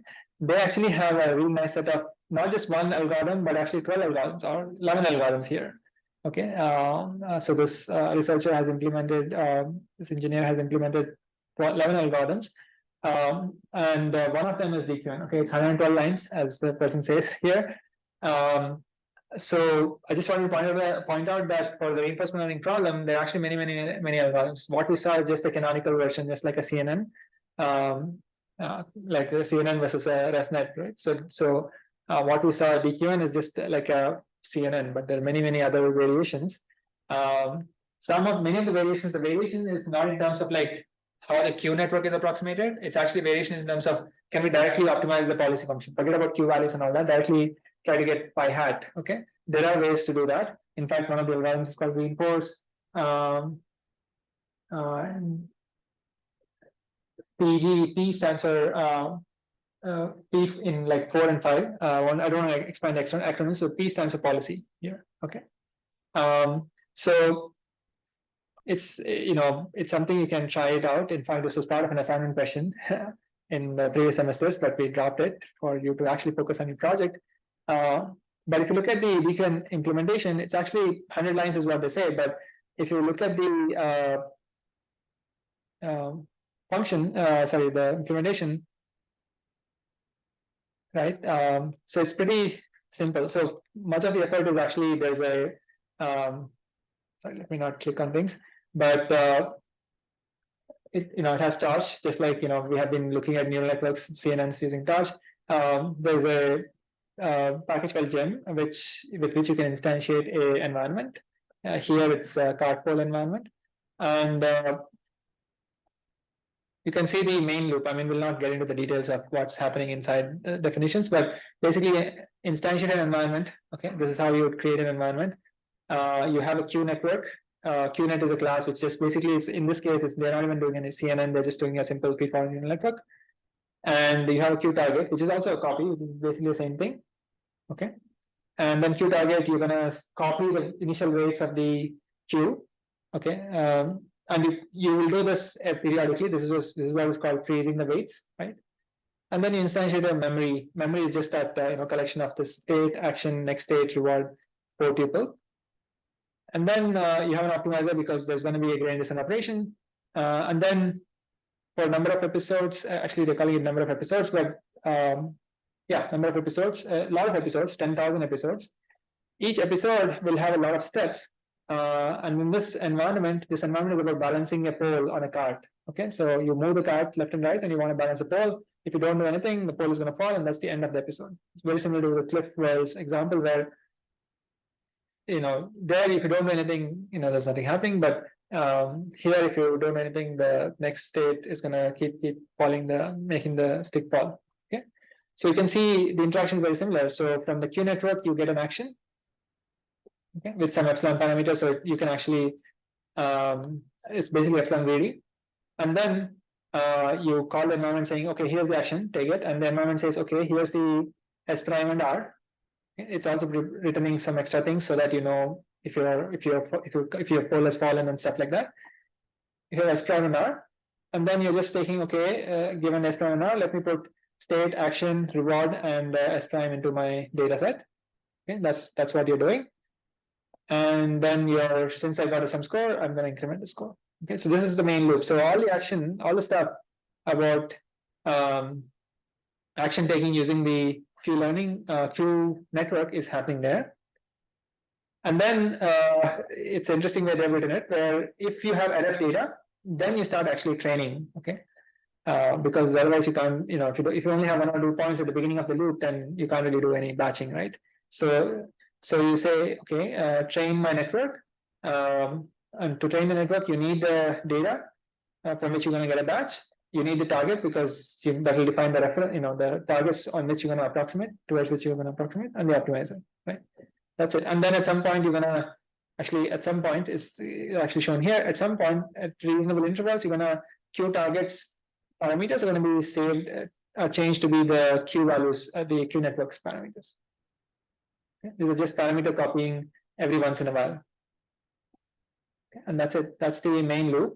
And to support the main loop, there are 3 classes, okay? One of them is memory, one of them is the network, the last one is the training, the the gradient descent step. And the network, as I said, if you just look at it, it's just 2 linear layers. Actually, yeah, 2 linear layers, and then followed by another linear layer that produces the output. Okay. So it's a pretty simple network, right? So I would highly encourage you to look at this code to kind of really get a sense of BQN and with the cardcode environment, and then other environments also it will work. Obviously, the Atari environment, for example.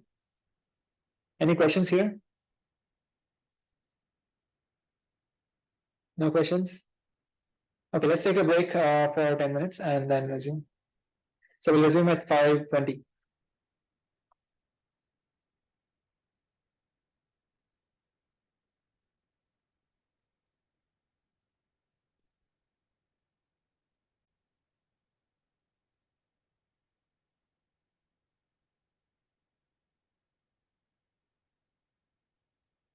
So for this remaining 40 minutes or so, we'll just try to get a sense of AlphaGo, which is actually a very old version of this Go playing software. There are many other versions now, but it will give you a sense of like how they put together a solution. In this case, like it's not just the core algorithm, but it's actually many other things that went well for them.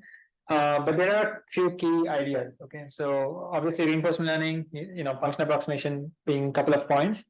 But there's also this problem of, okay, Go is not really an unknown environment. It's not like you don't know what you're doing if you take a step. I mean, you know the rules, just like chess or some other board game. You know the rules. So what's different is that it's still a planning problem. As in, planning just means solving. You know everything, all the rules, and you're just solving. But there was need for another idea, which is called just forward search. Forward search is the name of the problem, and there was a solution for that called Monte Carlo tree search. Okay, so that's what we'll look at. So Monte Carlo tree search as one new component in this case study. But once you kind of digest that, then it's just DQN type some function approximators in figuring out the next move. Okay, so I'll kind of what I said now is very quick, but I will say that the only new thing you're looking at is the planning problem, and therefore a particular solution for the planning problem, which in conjunction with all the stuff that we've seen today's lecture will give you a good Go game playing agent. Okay, so what's the significance of this? Is again several years ago, 7 years ago, so AlphaGo is by Google DeepMind. I don't know if you can see the dates, but anyway, by Google DeepMind, which was playing against the then #1 ranked player in 2016. Okay, it's March 2016, and I think the agent won 4-1. So they played a total of 5 games. The first game, the human won, and then the next 4 games, I think the agent won. So at that time, it was a big delta from before, because up to that point, game playing agents were not as good as humans. Okay, humans were better than computers at that point, at least in this narrow domain. So what is that domain? It's a game of Go. It's very similar to chess, but much more complex. So the number of states it has is way higher than the number of states in chess, and that's why chess was solved as in the softwares which can evaluate what's the next move and therefore what's the optimal strategy to win 15 years before this happened. Okay, so even today actually it's not possible for computers to evaluate exactly who's winning. Okay, even today, but they can do way better than humans, and therefore they are currently way better than humans. Okay, at that time it was just neck to neck in 2016, but now it's pretty solid. Okay, so this slide is actually just trying to give a sense of like if RL programs, okay, reinforcement learning based agents, basically softwares, and what the level of play is. And again, this is from a long time ago, 7 years ago. RL programs and what their situation is in each of these 7 games. Okay, so RL or RL based programs, and so that's why you can see that for the game of Go at that point there were some names, some games, some softwares here, and they were at the grandmaster level. Okay, and chess RL based programs are not that good, but there are other programs which are way better than humans in that category. Okay, so the ones in red is basically where you want to actually. I forgot what the color combination here is, but we were just going to focus on the row here. Okay, Go. So what is the problem here? As I was mentioning, that there are 2 types of sequential decision making problems. RL, where you kind of try different things, get a sense of which action is better in which situation, and you have to explore and exploit because you don't know, you only get binary feedback, right? The second type of problem is planning, where you know the environment, you know the script A, script B, essentially.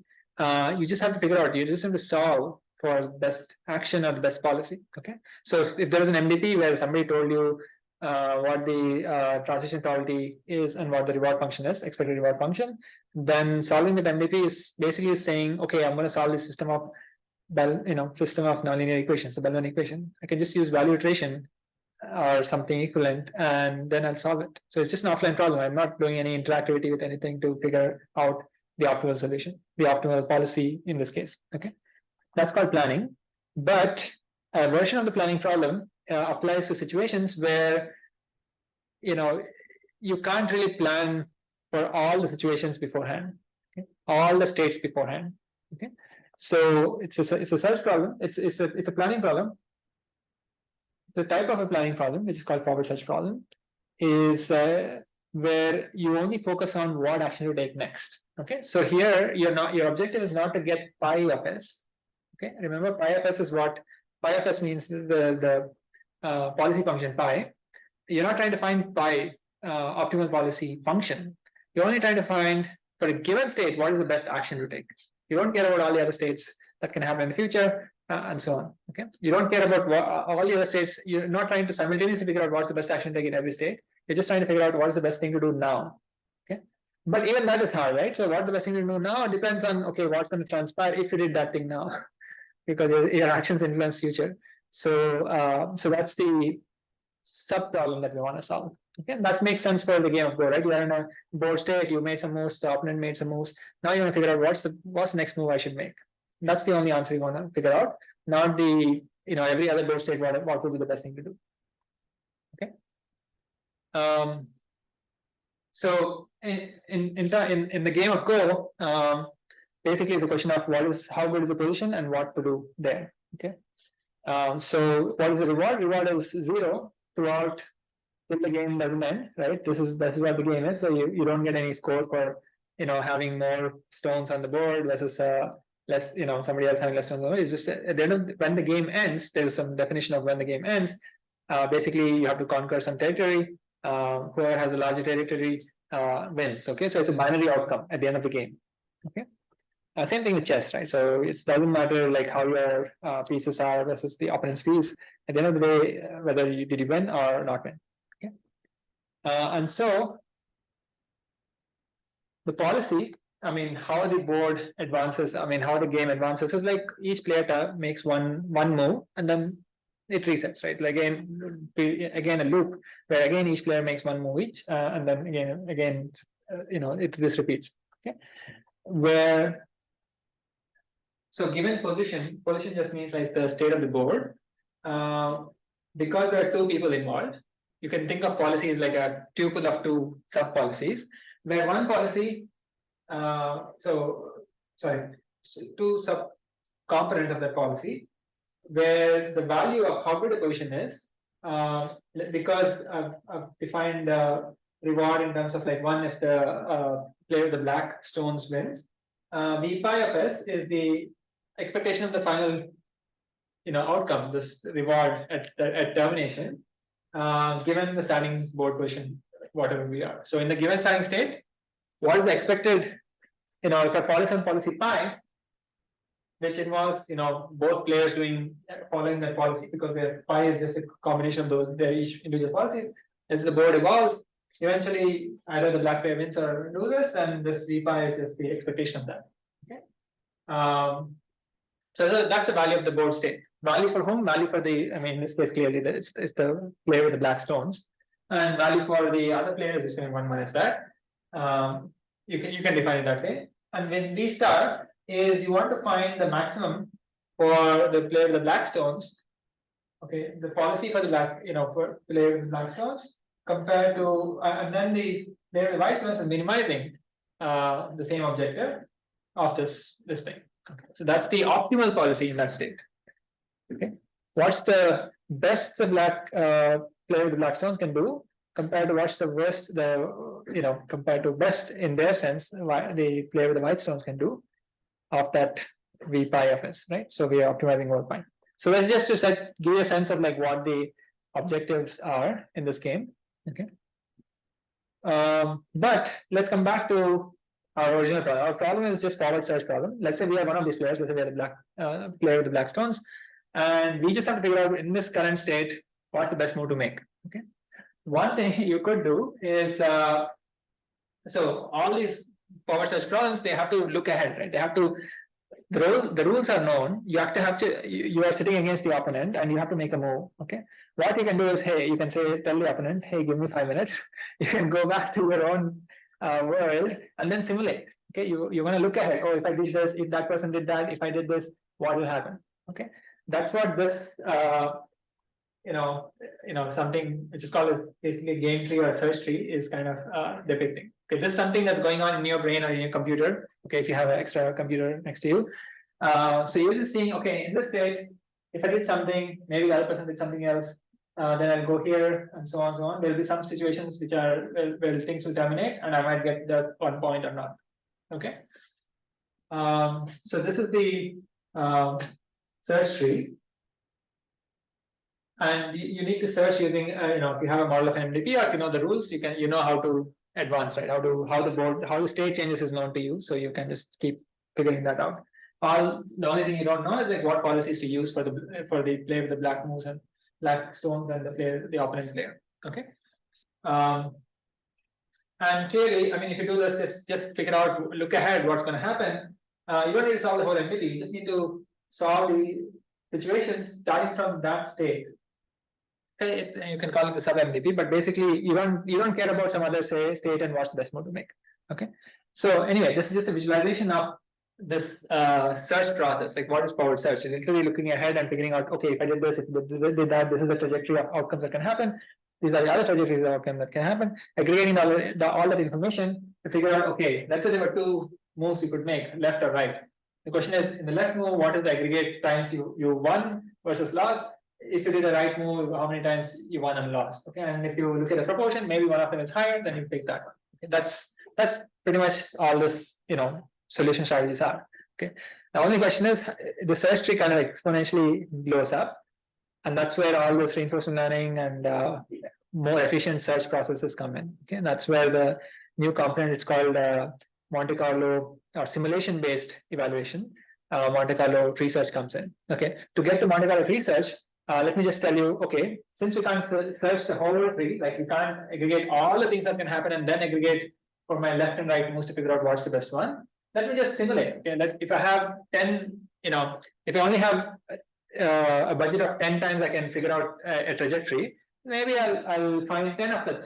Maybe once I'll go like this, and second time I'll go like this, third time I'll go like this, and few times, maybe 10 times. Okay, the 10 times may not cover all the trajectories, but they'll give you some sample of, okay, given the 10 times I went down this tree. There were 3 times when I used the left move and twice I won. Maybe 7 times I used the right move and I only won twice. Maybe I should use the left move. Okay? Something like that, right? So that's basically using simulations to do this. That's what's called simulations. Okay. And yeah, apply model free RL just means that you're just aggregating what's the value of taking the left move, what the right move is. Okay, it's just a value function computation.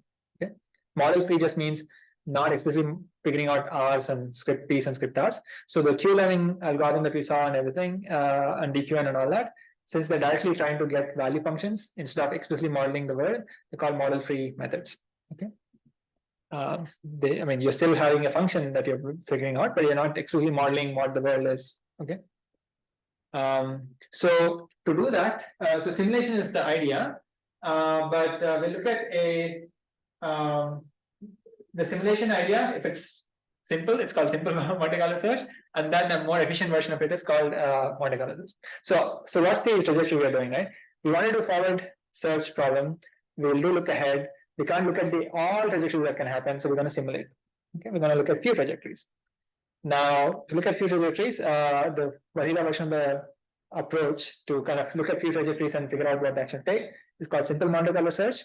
Okay, because these simulations are called Monte Carlo rollouts. Okay, Monte Carlo means random rollouts. Okay, or rollouts based on some default policy. And the little bit more efficient version of that is called Monte Carlo tree search. But it's just trying to make this look ahead more and more efficient. Okay, but even that is not enough for the game of Go. Just to give you a teaser, that's why we're going to use reinforcement learning later on. Okay, I mean that's not going to make things more complicated. This is pretty much the heart of the idea, and then RL is going to help do that evaluations quicker and so on. Okay? So let me just show two pictures. Forget about the previous slide because we are running out of time. But Monte Carlo search, simple Monte Carlo search. What does it mean? It's exactly what we discussed, right? So we want to, let's say this is the current position, and we only have 4 moves to make, budget of 4 rollouts we can do. Okay, then we roll out 4 times, right? So from here, there's 1 rollout, 2nd rollout, 3rd rollout, 4th rollout. Okay, couple of times I won, couple of times I did not win. Okay, for this, this part of doing this rollout is called simulation, and that requires some strategy. Somebody has, you have to tell what the opponent is. You need to have a model of what the opponent is going to do, and you need to have a model of what you're going to do, right? So that's one information that's missing. But model of that you can simulate, and therefore the value of, you can say, here it's just showing the value of being in the state, but you can also make the state action value function. If I'm in that state and I take an action and then do some simulation, then I can actually evaluate the value of being in a state and take an action, right? So now you can say, because I know the value of being in a state and taking some action, I can take a max over those actions and figure out which action to take. Okay. But I want to immediately skip to the little bit more efficient one. So the idea of efficiency is either gonna click for you or will not click for you. Okay, let me put that disclaimer beforehand. But remember, what are we trying to make efficient? Again, the whole research is big. We're gonna sample that simulation. Naive simulation is what we saw in the previous slide, where it's just whatever number of simulations you can do, you just roll out and get a value or state action value and do it. But there's a little bit more efficient version of it, and that's why it's called. It has a different name here, Monte Carlo tree search instead of simple Monte Carlo search. Okay, the previous one was called simple Monte Carlo search, and this has something called tree search in it. So the idea is to kind of mix a little bit more intelligent simulation than before. So before, you would simulate, as in like starting from the current board state, you just use some default policy. What is the default policy? Some rule of thumb or some heuristic for you to play, some heuristic for the opponent to play, for you to play, for opponent to play. You fix some heuristic and just use that. How else will you roll out, right? I mean, how would you can't keep making addition of what's the best move to make you don't know what the best move to make even the current board situation is. You obviously don't know what the best move to make in the next situation is, right? So you have to use some default proxy, some sort of a reasonable move that you would make, some reasonable move the other person would make, and so on. Okay. Now, tree search, all it's doing is to kind of improve that as you do more and more of these rollouts. So first time you roll out, maybe you just do some default policy, but the second time you roll out, you're becoming a little bit more intelligent. Okay. Why are you becoming intelligent? Is because now you're maintaining Q values so that you don't roll out in those directions where the Q value is already low. So you kind of preferentially go towards those parts of the search tree or this in the search tree where the Q values are high. So you have to maintain some Q values. Okay, so that's the tree search component. So what I'm trying to show, I'll just illustrate it by this diagram. So at the beginning, there's no policy. So the simulation part is what this kind of right hand is showing. Simulation part involves a policy because you have to make a move, somebody else has to make a move, you have to make a move. So what is that policy? In the previous slide, it was some default policy, some heuristic. In this slide, there's going to be a tree policy which is going to maintain Q values. That's the only, and that tree policy's objective is to kind of direct you towards next time you roll out, be intelligent. Don't just randomly, do a default policy. And if you're rolling out for the 50th time, learn from the previous 49 times that okay, certain moves are kind of useless. Just don't even explore them. Figure out, explore these moves because that's going to give you better value, better, I guess, value for the budget of simulations you have. Okay, so that's what's called a tree policy. Right now, there's nothing going on because there's nothing to, you only have one sample, so you just have to roll out by default. But once you did that, you're going to start including some nodes of that search tree. Remember, the node of the search tree is you did something, somebody else, the opponent did something, and you're in a new board state. That's this node. Okay. So because you at least tried that once, that one of the nodes. Okay. So this is a very small, very incremental strategy where the node that was not part of the tree policy becomes part of the tree policy one at a time. Okay. So this node now becomes part of the tree policy. Tree policy just means that at this node, I'm going to start accounting things with Q values. I'm going to put some estimated Q values there, and that's going to give me a sense of whether I should even be going to that board state or should I avoid that board state. Okay. That's so we did this rollout, we failed. Okay, I guess we lost. Sorry. And so we can maintain a Q value here, which is this. We did a rollout once. And our Q value is 0. We won 0 amount of times out of the 1 amount of time we tried. Okay. And so the tree policy part says that okay, you rolled out once, so this is the Q value. Sorry for my cursor over there. But to be directional with respect to Q value, you need to know the Q for S comma A for every A that is possible at that state, right? So that's why we're saying, okay, there was some other action possible. Let me try that. And after I try that, just do default because I don't have any other plans. So in this case, maybe I won. Okay. Therefore, now my estimated Q value is 1 out of 1. Okay. So now you can see the preferential part would be just that, okay, now I have 2 estimated Q values, I can start preferring this direction. Okay. Now you may say, okay, if we just rely on the estimated Q values, you're not exploring. This is where the exploration idea comes in, that you can still explore. With some probability, you'll try this because maybe the few times you tried it, you went to 0, and so you'll explore. Okay.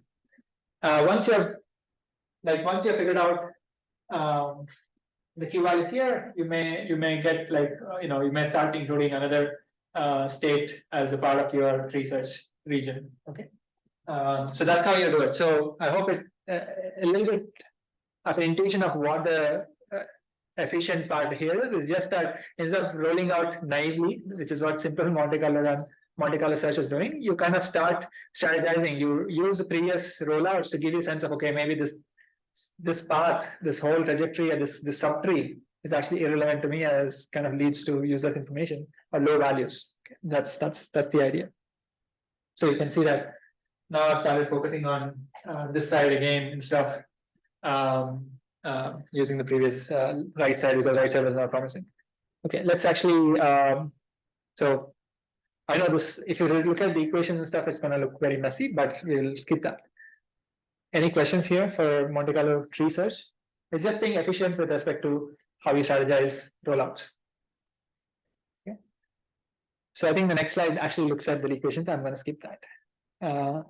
I'll skip that as well as this one. Let's now talk about, I mean, those 2 slides are just saying exactly what I said, but with notation. Okay.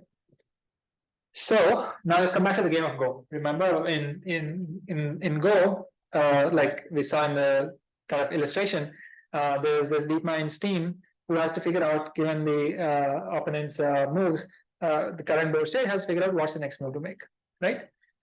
So we're gonna just use Monte Carlo research to do that action selection. So you may say, okay, we saw Monte Carlo research. The computer has to just, given the current board state, kind of do evaluations intelligently because of the research part and figure out what's the best action to take. So, the story might end there. But the answer is it's not the case. You still need some extra tricks. Okay, that's because from a given board state, these boards are like 19 cross 19, I think, in size. To actually evaluate all the way to the end of the game takes too long. Okay, so if you want to simulate once and maybe simulate 100 times, you're just taking minutes or maybe even hours to kind of do that. Okay, so you need some approximations. Okay, you need some approximations to truncate this search tree. Okay, and so what AlphaGo did at that point is to use a policy network, or basically policy function approximator, as well as a value function approximator to truncate this search tree. So we're just still doing Monte Carlo research. It's just that our tree is now become smaller. So what do I mean by that? So I'll kind of explain what these figures are in a couple of slides. I just mean, this is what I mean by, this is a full, this is just an illustration of a search tree. So what we're going to do is, this is what we were doing, right? Monte Carlo tree search, or even Monte Carlo search would just, randomize and figure out one trajectory, and this is what simulations are, right? So you can't do the full search tree, evaluate what's the best move to make. You're just going to do random choices, or random choices as in, it's not random choices, it's basically based on some default policy. Okay, although I'm showing it as a die, is some default policy. Or Monte Carlo research has a default policy and the tree policy.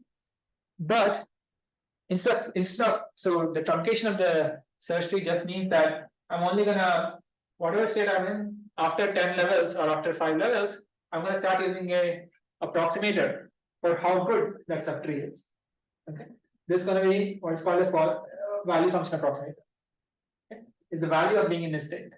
That's why, value of being in this state is actually from this state. If I do something, the opponent does something, eventually who's going to win, right? Instead of actually evaluating all the way and figuring out what's the value of being in a state, if I have a network which is pre-trained, okay, then I can figure out what's the value of being in a state. Then I can just do a, I can account for that directly. So this network here is basically telling you if you ended up in this state, the value of being in the state is 0.5, which means that maybe 50% of the time you'll win. Okay, so if it's 0.5, then the 0.5 is what is given back to figure out what the Q value of the state, taking this action is. Okay, what is the action?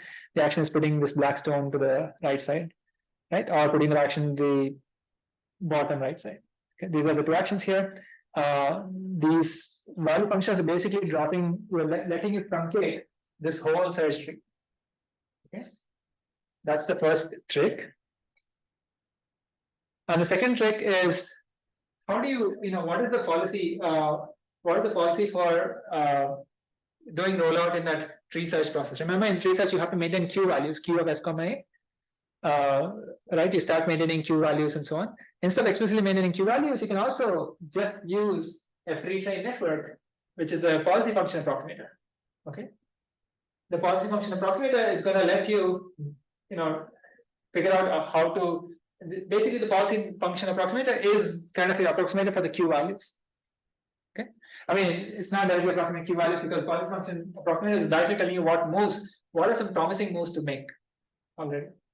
Okay, up to the tree search boundary. After that, you have to use some default policy, right? So that's how a policy function approximator comes in. So instead of, like, otherwise it's unclear what is your heuristic, right? What is the way in which you play and the opponent plays, because that's needed for your look ahead, your simulation. Okay, so those are the two extensions. Let me come back to this green network and the purple network in a second. But I want to kind of talk about, I'll just tell you what the networks are, but in a second, how did these people build these networks? Okay, so I'll tell you this network specification in a second. So first of all, there is a supervised data, which means that there is data for worded, plays between humans. Okay, two players. Every board state is remembered. Like, okay, in this board state, the player with the black stones did this, player with the white stones did this, and so the whole log is there. Okay, given that, you can figure out you want to figure out a network which mimics the humans. Okay, that's just a classification problem. You want to say, given the board state, do this. I mean, this is what the human did, and so you want a network which mimics the human. Okay, so that's the first step. So you solve the classification problem. You get the first network. So you get this a candidate green network, but you're not happy with its performance. Okay, at least they were not happy with the performance. So what they did is something called self-play. Okay, so they made a copy of the same network and made both the player with the black stones and the opponent play with the same network. Okay, they were, it looks like a mirror image, but it's not, because the black player's objective is different. The player with the black stones, their board state will be different because their moves are going to be different. They're black stones instead of white stones, right? So you can self-play and you can generate a lot of data. Okay. Now that data that's actually shown here, self-play data. That self-play data can be used to train a regression model. Okay. What is the regression model doing? The model is saying, given this board state, because of self-play, eventually one of these players won. Either the player with the black stones or the opponent won, right?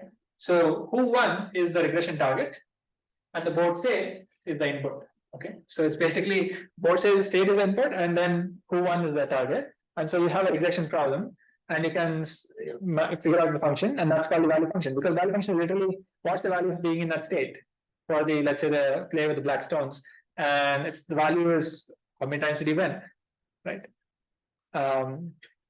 So that's the purple network. Okay, so that's how they got these two networks, and that's how you truncate the search tree and then apply this efficient look ahead search problem. Okay, that's what they did for their for this AlphaGo solution. So just to kind of give you some numbers, what is this network? So these are all, by the way, these networks are not really explicitly capturing the coordinates of every stone. It's just literally an image of the board. Okay, so it's a 12-layer CNN, which is more than the DQN network, I guess. So training data had 30 million positions of human expert games. So this is some level, I guess 5 plus Dan is like a pretty high level. And then just this is supervised learning, so that's why it's maximum likelihood. But just think of it as cost entropy minimization. Okay. 4 weeks on 50 GPUs at that point. So this is like 2016 at that time, 57% accuracy and held up test data. Okay. So they got already a double-digit absolute improvement. After this, they did that self-play. So again, the same network, 12-layer network, came to self-play between the policy network. And this time, instead of using, when they do self-play, you can actually because it's a policy network, its input is a board state and output is a distribution over which action to take, which is where to place your stone. The optimization objective here is going to be, both are optimizing, by the way. Both players, the networks is the same, but both players are optimizing. So the players are optimizing not by value function, but by using a policy gradient method. Okay, so if you remember in that GitHub page, I said the L11 algorithms. Some of the algorithms are based on policy, directly optimizing policy. So you can actually, you're improving the policy here. Okay? So you're actually, through self-play, the policy network is now, convolutional networks weights are changed, and now it's better than the 57% accuracy. Okay, so it's actually, it wins 80% of the time versus the original network. Okay, so it's definitely better than, if it was the same as the original network, it would be 50-50, right? There's no impact of training. Here, it's better. Okay, so yeah. And then the value network, as I said, is again same size, 12-layer neural network, 30 million games of self-play. Now self-play data, because the regression problem. So board state to what happened in the final situation. Z is that outcome, let's say win or lose. And then you are just optimizing it's just a regression problem. So they're just minimizing against square loss here. That's the value network. Don't want to look at MCTS again. But let me not talk about MCTS because that's again repeating the process, which I did not get into the detail. I just gave you the intuition for what MCTS would do. And so the end, basically a lot of CPU and GPU power, a lot of research engineers and scientists involved. But yeah, so they were able to kind of match that human performance. And obviously now it's way better, just like in the same, just like chess. Okay. Any questions about what I showed? Basically, I wanted to show that there was one new thing that we saw, Monte Carlo research. Why? Because the problem is not really solve for the policy. The problem is just tell me what action to take now. Okay, it's a forward search problem, so that's why we saw Monte Carlo research, and that would have been enough. I mean, there's no need for reinforcement learning. The need for reinforcement learning is because even if you don't want to do Monte Carlo research, the search tree is too big, and so we need approximators, the value approximator after like some depth of the search tree, and also how to kind of navigate the, how to roll out, how to do the look ahead. Then there needs to be policy. And so those two were learned using reinforcement learning. The self-play part was learning the policy function, and then you also learn the value function by just doing regression. Okay. Okay, so I guess to summarize, so this is actually a whirlwind tour of RL. And I did not emphasize much about the difference between RL and supervised learning because I did that a lot of times in the online learning lecture and as well as the last lecture. But once you kind of get a sense of like, your decisions influence longer term consequences, and you have bandit feedback. And so because you have longer term consequences, you can trade off, okay, doing some decision now, getting lower reward and potentially getting a higher reward later. So there's strategic actions involved here. Okay, whereas if you're if you're contextual setting or even supervised learning, there's no strategy. I mean, you do the best guess now because you don't care about what's the next situation, right? So bandit feedback and the strategic part is new. Okay, this is not there in supervised learning. And this lecture we just saw, okay, function approximation helps you scale beyond like a toy maze setting or the cliff world setting that we saw. And we saw DQ1 as that one example of how to scale by talking about experience replay and freezing Q targets. And then we saw AlphaGo, where it was a forward search problem, so a new problem, but it also had elements of reinforcement learning, the self-play part with policy improvement. So the algorithm there is not DQN, the algorithm there is some policy gradient method, but it was involved in that initial solution. Okay, but there are many challenges. That's why reinforcement learning is a smaller pie compared to the bigger pie of supervised learning in real world today. Okay, so today supervised learning is a big pie, and obviously now generative AI tools for also doing many things are some of the bigger, I guess, more practical tools. But RL also makes sense for many, I guess, situations. Okay, so let's end for today. Any questions? I mean, there's nothing going on in this slide, but any questions with RL or what we've seen in the past 3 lectures? No questions, then we'll end. So what I'll do is